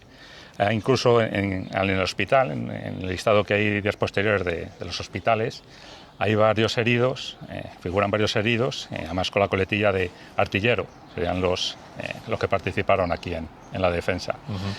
Aquí tenemos a los héroes, a Ruiz, Daoiz y Velarde, pero por parte del pueblo también tenemos... Que son esas dos figuras Daoiz y representadas en las estatuas.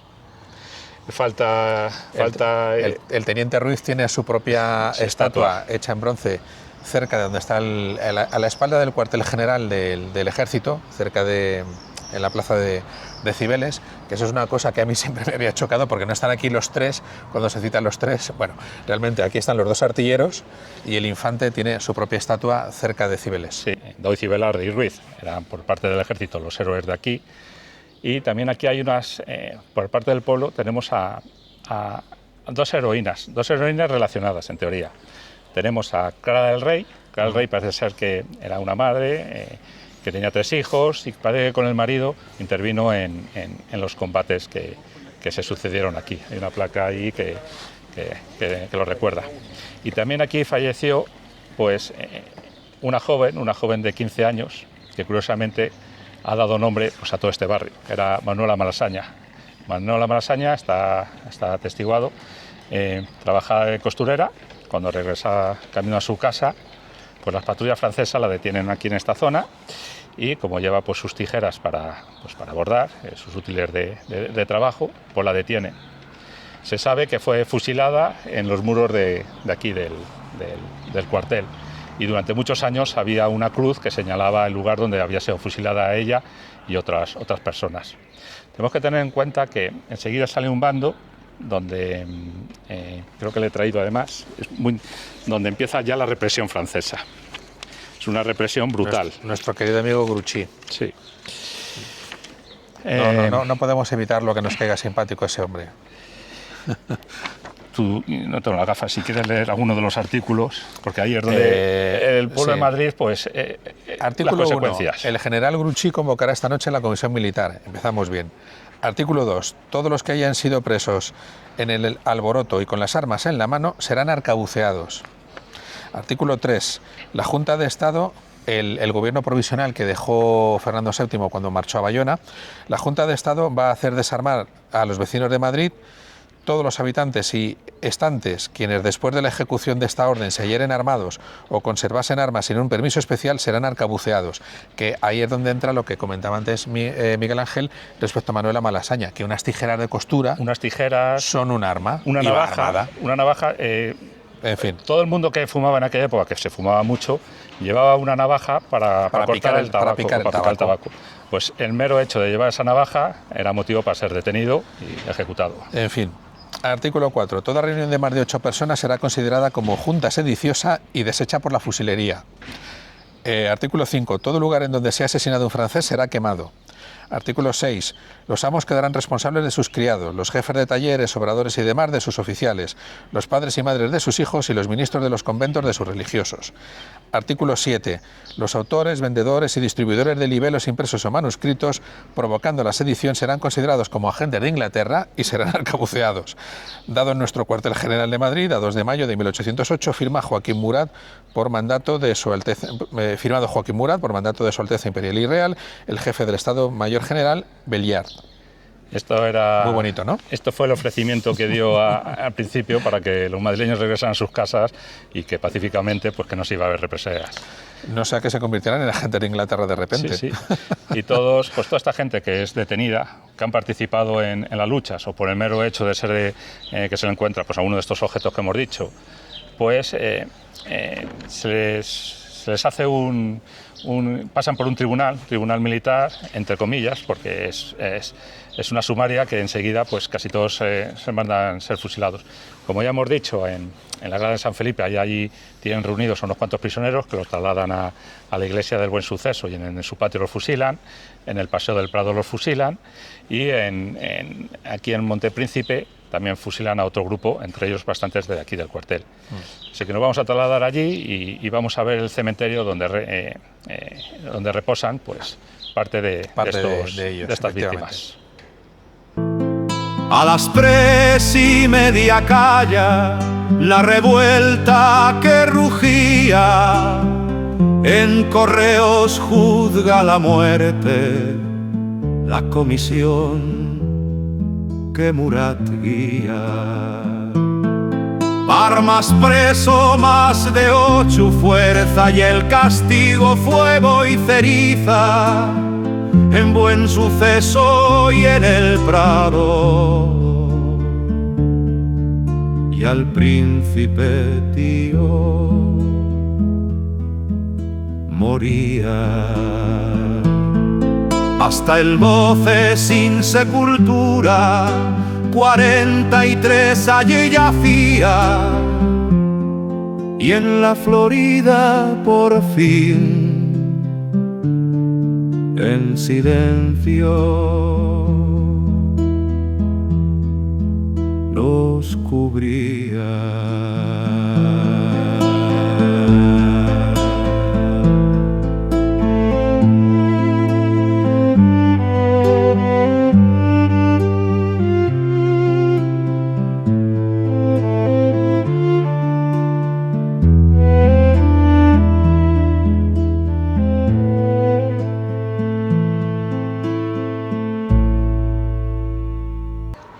Pues estamos ahora mismo esperando a don José Luis San Pedro, que es el presidente de la Sociedad Filantrópica de Milicianos Nacionales Veteranos, que es la entidad que gestiona este cementerio de la Florida, que es donde nos encontramos.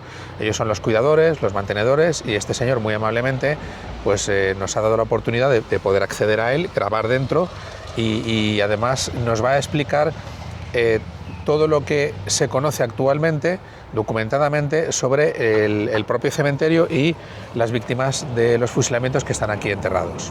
Eso es, así que le vamos a ceder la palabra a él. Nosotros seremos espectadores igual que vosotros de las explicaciones que él nos dé, y ya pues con lo que él nos diga terminamos esta excursión. Una excursión que la hemos hecho en 2 días, porque aunque parezca que son distancias cortas, Madrid es grande, y aparte hemos querido aprovechar a hacerlo por la mañana temprano, pues para evitar que aparezca mucha gente en los escenarios y desvirtuar pues, esos espacios donde ocurrieron los hechos.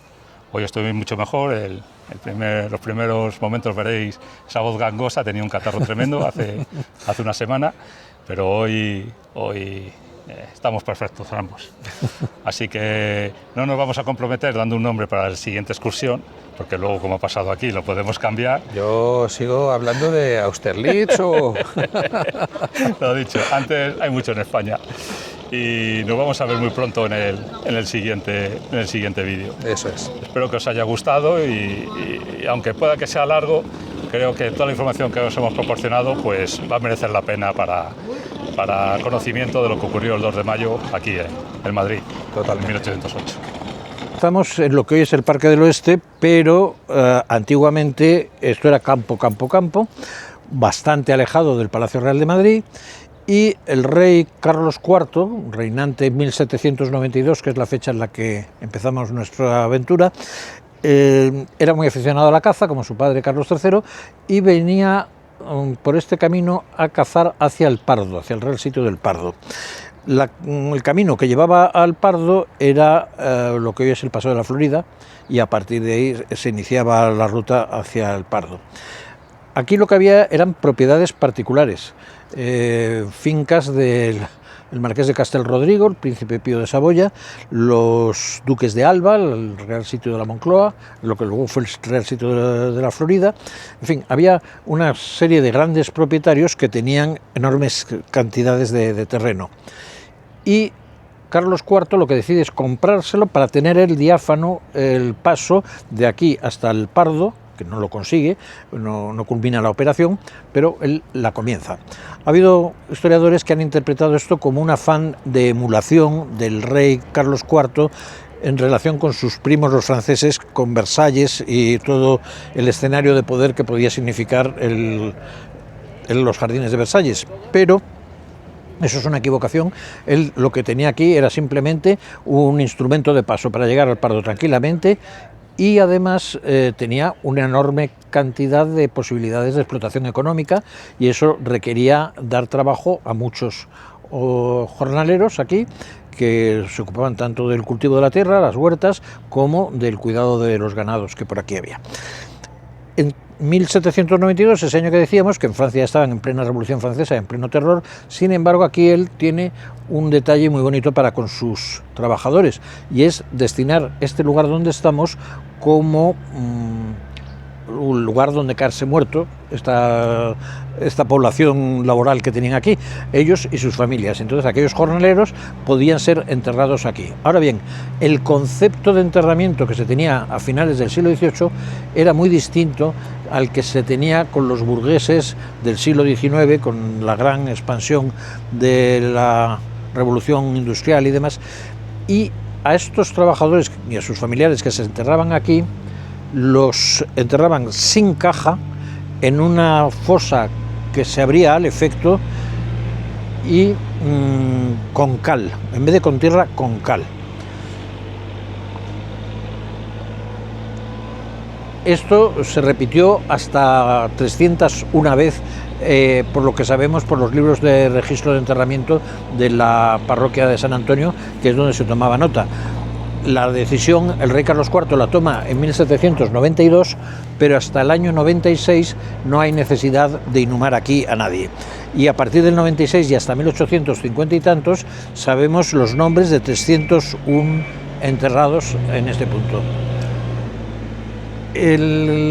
Lo más importante que hay, claro está, son los 43 patriotas que se representan en el cuadro de los fusilamientos de Goya, los fusilamientos se le llama de la Florida o de la montaña del Príncipe Pío, del 2 de mayo, del 3 de mayo, según quien le dé título al cuadro.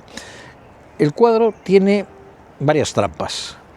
Goya ha sido afrancesado durante la Guerra de la Independencia, ha estado al servicio del rey Pepe Botella, del rey intruso, y cuando 6 años después del 2 de mayo de 1808, en 1814, se produce la derrota definitiva de los franceses, él se encuentra en una situación terriblemente incómoda como pintor de cámara del rey José.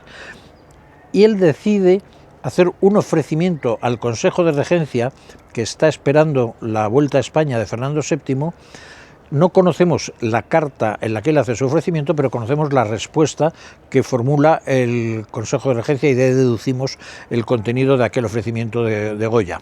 Dice que quiere pintar unos cuadros, no dice cuántos, conocemos 2, la carga de los mamelucos y los fusilamientos, pero pueden ser hasta 4, en los que él no va a cobrar su trabajo, pero pide al Consejo de Regencia que le den una cantidad para solventar el pago de los materiales que tiene que usar. Son cuadros grandes, van a llevar pintura, lienzo, etcétera.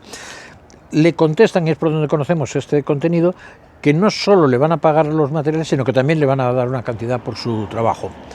Y ya con eso además él ve que de esa manera, exaltando el heroísmo del pueblo español y demás, pues hace borrar un poco su pasado josefino o bonapartista. Él además ha sido condecorado con una condecoración que ha creado Pepe Botella, se llama la Orden Real de España, que el pueblo de Madrid la llamaba la berenjena, porque colgaba de una cinta morada. Y en el expediente correspondiente de Goya, para explicar su situación, dice que sí, que él ha sido condecorado por el rey José, pero que jamás se ha puesto la condecoración. Bueno, habrá que ver. Sí que ha pintado a mucha gente con esa condecoración puesta, al padre Llorente y a algunos militares y demás. Bueno, pasemos levemente por ese punto y fijémonos en el cuadro. El cuadro está pintado, por tanto, al final de la Guerra de la Independencia, en 1814-15.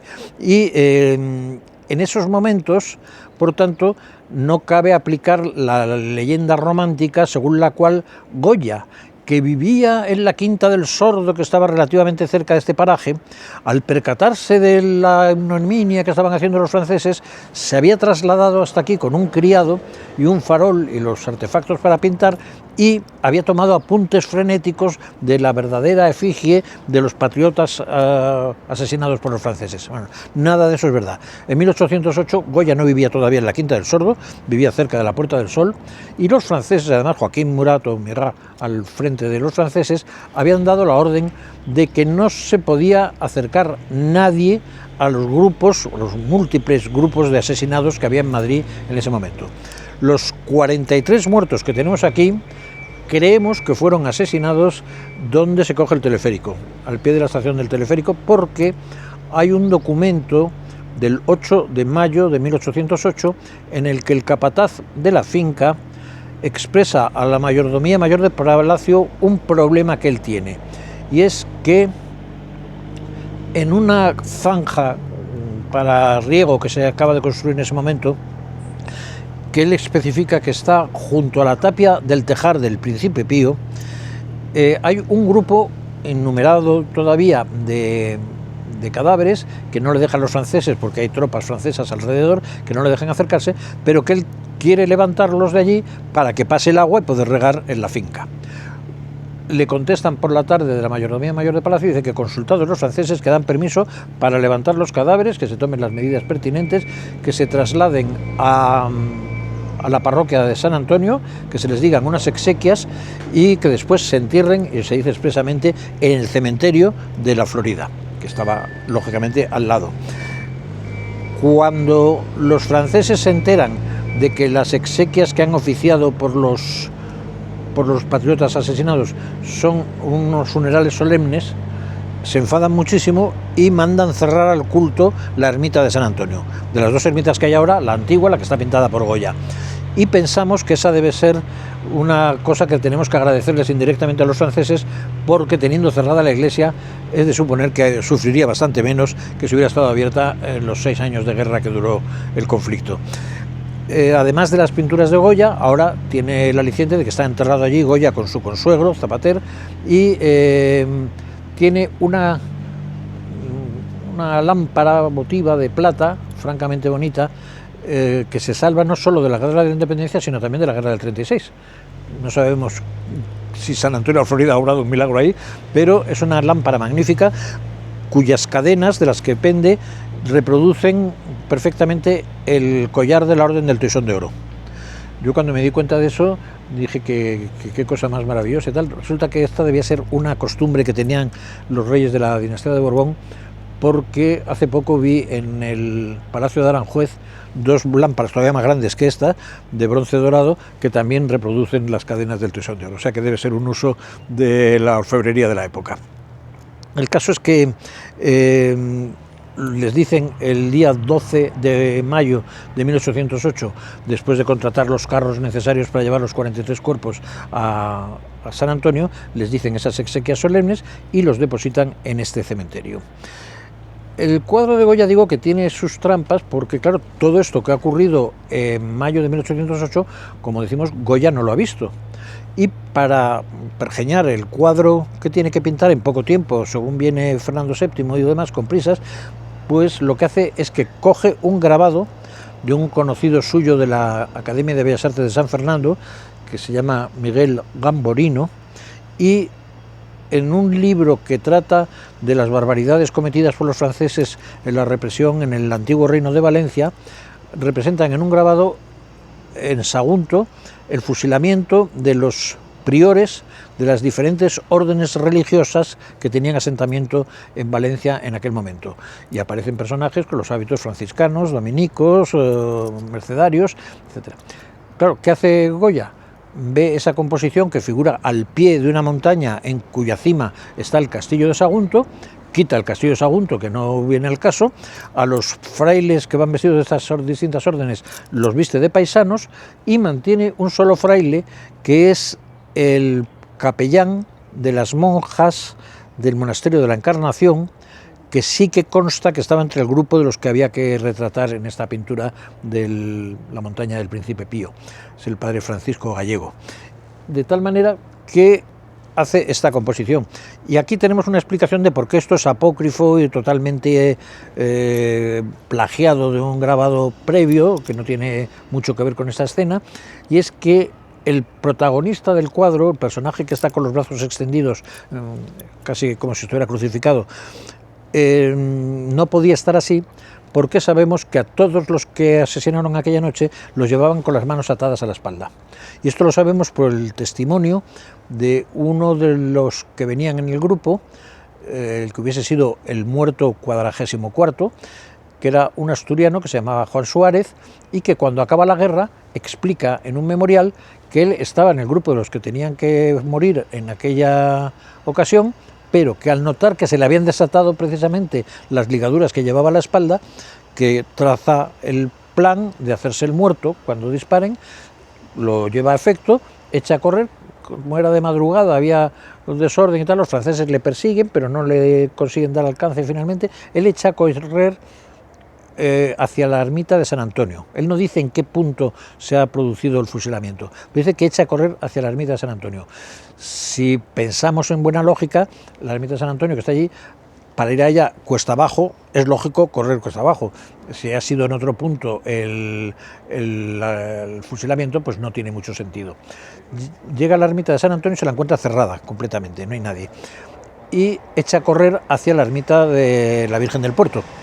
Y allí estábamos en el caso contrario, había muchísima gente, ya él no cabía dentro, y fuera le atienden, le curan algunas pequeñas heridas que le han hecho los franceses en la persecución y le recortan el pelo, porque en uno de los tajos le han cortado un mechón de pelo y para que no llame la atención le recortan el pelo para igualarlo. Él, según cuenta en ese memorial, se apunta a las tropas españolas que luchan contra los franceses durante toda la Guerra de la Independencia, y cuando acaba la Guerra de la Independencia con el triunfo español, eleva este memorial para que le den una ayuda, una condecoración, etc. Ya después de eso no sabemos nada de él.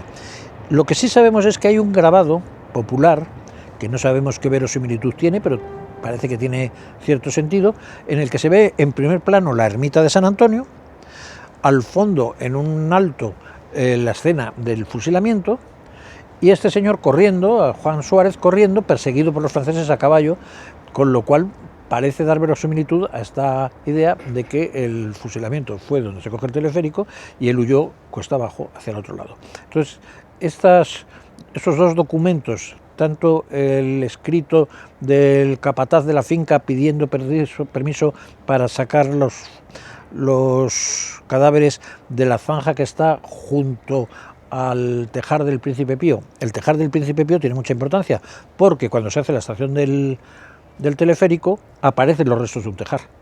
Entonces ya vemos que casan los datos y aunque no tengamos una prueba notarial de cómo ha sido el fenómeno, creemos que no nos equivocamos explicando esta versión de los hechos. Aquello que vemos al fondo no es ninguna tumba señalada, ni tan siquiera un verdadero recuerdo religioso de que estamos en un lugar consagrado, sino que es la única columna que queda de 14 estaciones de un Vía Crucis que bajaba desde lo que hoy es el Paseo de Moret hasta el río. Ya en el siglo XIX solo estaba esta, por lo que vemos en los grabados de la época, que se ve esto totalmente descampado, al fondo la construcción que vemos detrás, y aquí solo se ve esa columna. Pasado el tiempo, muchísimo tiempo, hace poco en la Plaza de Ramales yo me fijé que había una recordando que estuvo enterrado Velázquez. Pues bien, cuando llegué a casa por la noche comparé en internet y son exactamente iguales. Y esa la colocan en la Plaza de Ramales en 1960. O sea, desde que la quitaron de aquí en épocas desconocidas hasta que aparece en el año 60 ha estado en los almacenes del ayuntamiento. Otras 4 iguales han terminado apareciendo también recientemente en el Museo Municipal, el que era el Hospicio de Churriguera, en frente del Tribunal de Cuentas. Bueno, esas estaban, cuando las pusieron no hace mucho, detrás de una reja en el museo, en el exterior del museo, pero detrás de una reja. Ahora han decidido sacarlas a la plaza adyacente y a mí me da un miedo horrible que alguien descubra lo divertido que es tirar columnas, hasta 4 en una plaza pública. Este paraje donde nos encontramos ahora es lo que pudiésemos considerar la parte más elegante del cementerio, si cabe aplicar ese término a esta construcción. Era en origen, y se conservan los planos originales de la Biblioteca Nacional, la casa del capataz de la finca, esta del Real Sitio de la Florida. La parte de abajo para el ganado, la parte de arriba como vivienda de la familia del capataz. Pero, claro, al disponer en 1792 Carlos IV que aquí va a estar el cementerio, lógicamente se le quita ese destino de vivienda familiar y se le da otro aire, se tapan las ventanas y las puertas con ladrillo y queda un cercado que arropa una pequeñísima ermita que había en este punto, con una pequeña cripta también, en la cual se entierra a los muertos más relevantes de los que van enterrando aquí, que son los párrocos de San Antonio de la Florida que se van muriendo y un médico de cámara de Carlos IV. Yo supongo que el criterio para determinar la importancia de esto será el grado de instrucción que tenían los sacerdotes y un médico. Y aquí es donde el 12 de mayo de 1808 se depositan los 43 cuerpos que traen finalmente de estos patriotas. Esto, como digo, durante la guerra del 36 quedó bastante destruido esta parte, y esta cerámica que tenemos aquí es la segunda edición, la segunda versión de una que hubo antes de la guerra, también regalo de la Escuela de Cerámica, que representa un cuadro de Palmaroli, pintor español pero de origen italiano la familia, que durante el reinado de Amadeo de Saboya, hacia 1870, pinta un cuadro de aquellos de historia grandes, de 2 metros de alto por 3 de ancho, que él, en la memoria explicativa, dice que quiere representar el momento en que se desentierra, dice expresamente en que se desentierra a las víctimas de los franceses en la noche del 3 de mayo en la montaña de la Florida, y para ser enterrados, dice, en lo que después será cementerio de la Florida. Bueno, no se puede desenterrar a los que no han sido enterrados, ni después será lo que ya era. Entonces el cementerio ya existía desde hace años y ha hecho también una trampa óptica bastante grande. Es que ha acercado inmoderadamente la Basílica de San Francisco el Grande, que está al fondo, no está lejísimo, y desde aquí no se ve de ninguna manera, y el Palacio Real, que parece que estamos a los pies del Palacio Real. Bueno, eso es un encuadre literario que ha hecho para decir en qué punto de Madrid nos encontramos. Y lo que es peor de todo ello es que nos ha puesto aquí una señora que en la propia memoria explicativa se dice que es Clara del Rey, porque ya en esas fechas del siglo XIX se estaba en la equívoca creencia de que Clara del Rey estaba enterrada en este cementerio. ¿Por qué? Porque Isabel II había encomendado este cementerio, la custodia del cementerio, a una cofradía religiosa, la Cofradía de la Buena Dicha y Víctimas del 2 de Mayo, que tenía un cementerio propio suyo en la calle Silva, al lado de la calle Libreros, la Gran Vía, y en ese cementerio sí que estuvo enterrada en sus orígenes Clara del Rey, cuando murió. Y hay, de hecho, todavía una lápida que recuerda que allí estuvo. El cementerio desaparece, ahora hay un aparcamiento público allí de automóviles, pero ella jamás se movió de allí hasta que deshicieron el cementerio, y lo que no estuvo nunca en este punto. Pero de buena fe, popularmente se llegó a creer que estaba aquí, hasta el extremo de que Palmaroli la representa en la pintura, y después se recogió su nombre tanto en una lápida que había en la puerta del cementerio, ya del siglo XX, como en una de las lápidas que hubo en la cripta, que ahora visitaremos, que es la parte más importante.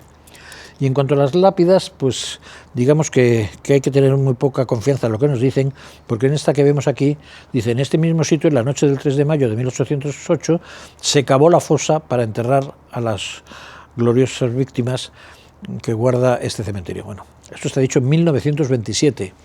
Ya había pasado más de un siglo desde los hechos que se supone que se narra aquí, y esto lo pone en otra sociedad que sucede a la Cofradía de la Buena Dicha en la custodia del cementerio en 1917.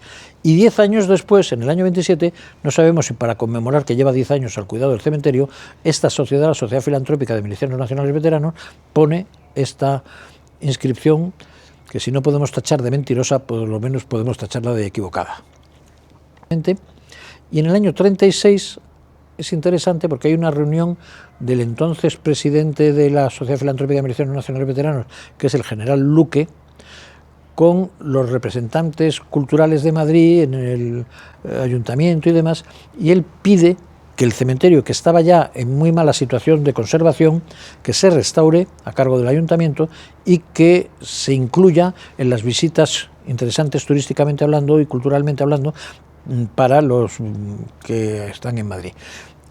Bueno, esto es abril del 36, con lo cual no hay forma de que aquello se lleve a efecto y aquello es todo lo contrario. A partir del 36 de julio esto se convierte en campo de batalla, queda arruinado. Cuando pasan 20 años, en el año 59, que ya se han remansado las aguas, el conde de Vallellano habla con su sucesor como alcalde de Madrid, que es otro conde, el conde de Mayalde, y le dice que con el dinero que quede en las arcas de la entidad que se llama Regiones Devastadas, que ya 20 años después cesa de actuar en Madrid, en el Madrid reconstruido después de la guerra, pues le dice: oye, Pepe, con el dinero que te quede de Regiones Devastadas, arréglame el cementerio de la Florida, constrúyeme una nueva ermita.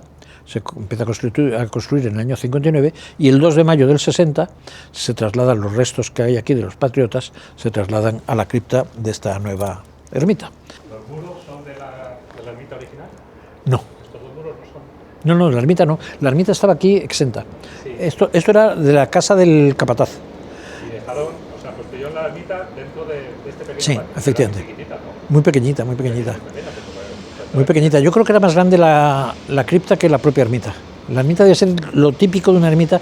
Ten en cuenta que ya tenían la ermita de San Antonio al lado, con lo cual aquí no hacía falta más que un sitio donde decir misa en un momento dado o rezar un responso, pero poco más. Y entonces lo que... Las aberturas como de ventanas. Sí, pero todo esto era en la parte destinada al ganado de la casa del... Y luego en la parte superior estaba la vivienda.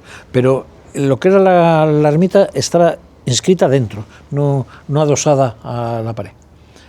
Y aquello debió estar enseguida en ruinas, porque ya digo que en el 36 no quedaba prácticamente nada de ello. Quedaban los restos de la cripta. Pues vamos para adentro, que ahora esto da una alacena, detrás un armario empotrado y debajo del altar que hemos visto arriba. La lápida se puso en el año 2007, en vísperas del segundo centenario del acontecimiento aquí reseñado, del mayo de 1808, y antes lo que había era un tabicado de ladrillos cubiertos de yeso y con letras de bronce grandes puestos los nombres de los que están aquí. En aquel momento había muchos menos, porque la identificación de las víctimas ha sido una labor lenta y progresiva. Se ponen 8 nombres en el momento en que se produce el traslado de los restos el 12 de mayo de 1808. 8 nombres que dan los asistentes al acto y que eran parientes o vecinos o lo que sea. Entonces solamente dan, de 43 muertos, solamente dan la identidad de 8. Un noveno se mete en virtud de un mandamiento judicial cuando acaba la Guerra de la Independencia. 10 de ellos son fruto de la investigación de un numerario de la Academia de la Historia, don Juan Pérez de Guzmán y Gallo, que por encargo del conde de Peñalver, alcalde de Madrid, en el momento de conmemorarse el primer centenario de la Guerra de la Independencia, del inicio de la Guerra de la Independencia, hace el encargo al Ayuntamiento de Madrid y la Academia de la Historia de que investiguen lo más documentadamente posible cómo fue el 2 de mayo en Madrid. Y Juan Pérez de Guzmán, con este mandamiento del alcalde conde de Peñalver, pues recoge hasta 400 y pico nombres de víctimas de los franceses en aquellas jornadas. De esos 400 y pico nombres, él extrae 10, que dice que por las circunstancias que se ven en los documentos que ha manejado, que son de los que están aquí enterrados. Entonces, de los 9 que ya teníamos, añade otros 10, ya tenemos 19. Y hace otra consideración muy importante, y es que dice que él ha encontrado 400 y pico nombres, pero que es consciente de que se han quedado muchísimos incógnitos, y que él cree no equivocarse si valoramos el número de muertos por los franceses entre 1.500 y 2.000 en aquellos días, no solo en la madrugada del 3, pero en los días inmediatamente posteriores. Y al siglo siguiente, en el año 2007, un compañero de nuestra sociedad, don Luis Miguel Aparici Laporta, cronista académico correspondiente de la Academia de la Historia y miembro del Instituto de Estudios Madrileños, pues hizo la misma operación que Juan Pérez Guzmán un siglo antes, y extrae otros 10 nombres repitiendo la operación, y casualmente salen otros 10, de tal manera que tenemos los 29 que figuran aquí puestos por orden alfabético de apellidos o de lo que creemos que son apellidos, porque Fernando de Madrid no sabemos nada de él, no sabemos si le ponen de Madrid porque sea vecino de Madrid o porque se apellidaba de Madrid. Aquí está Francisco Gallego, que es el fraile que hablábamos del cuadro de Goya, y hay gente de todas las condiciones sociales, hay algún militar, hay funcionarios del Ministerio de Hacienda, hay cocheros, hay guarnicioneros, hay de todo un poco. Y ahí es donde hay que hacer una consideración historiográfica que es culpa mía, si es que hubiera culpa, que yo decidí que se le pusiera el tratamiento de don a todos ellos. Algunos porque les correspondía, como a don Francisco Gallego, que era sacerdote, o a Ramírez de Arellano, que era hidalgo, y le correspondía. Pero a los demás que son patriotas asesinados por franceses, yo creo que lo menos que podemos hacer es reconocerles el tratamiento de don, que no viene a ser más que señor. Es una prueba de señorío.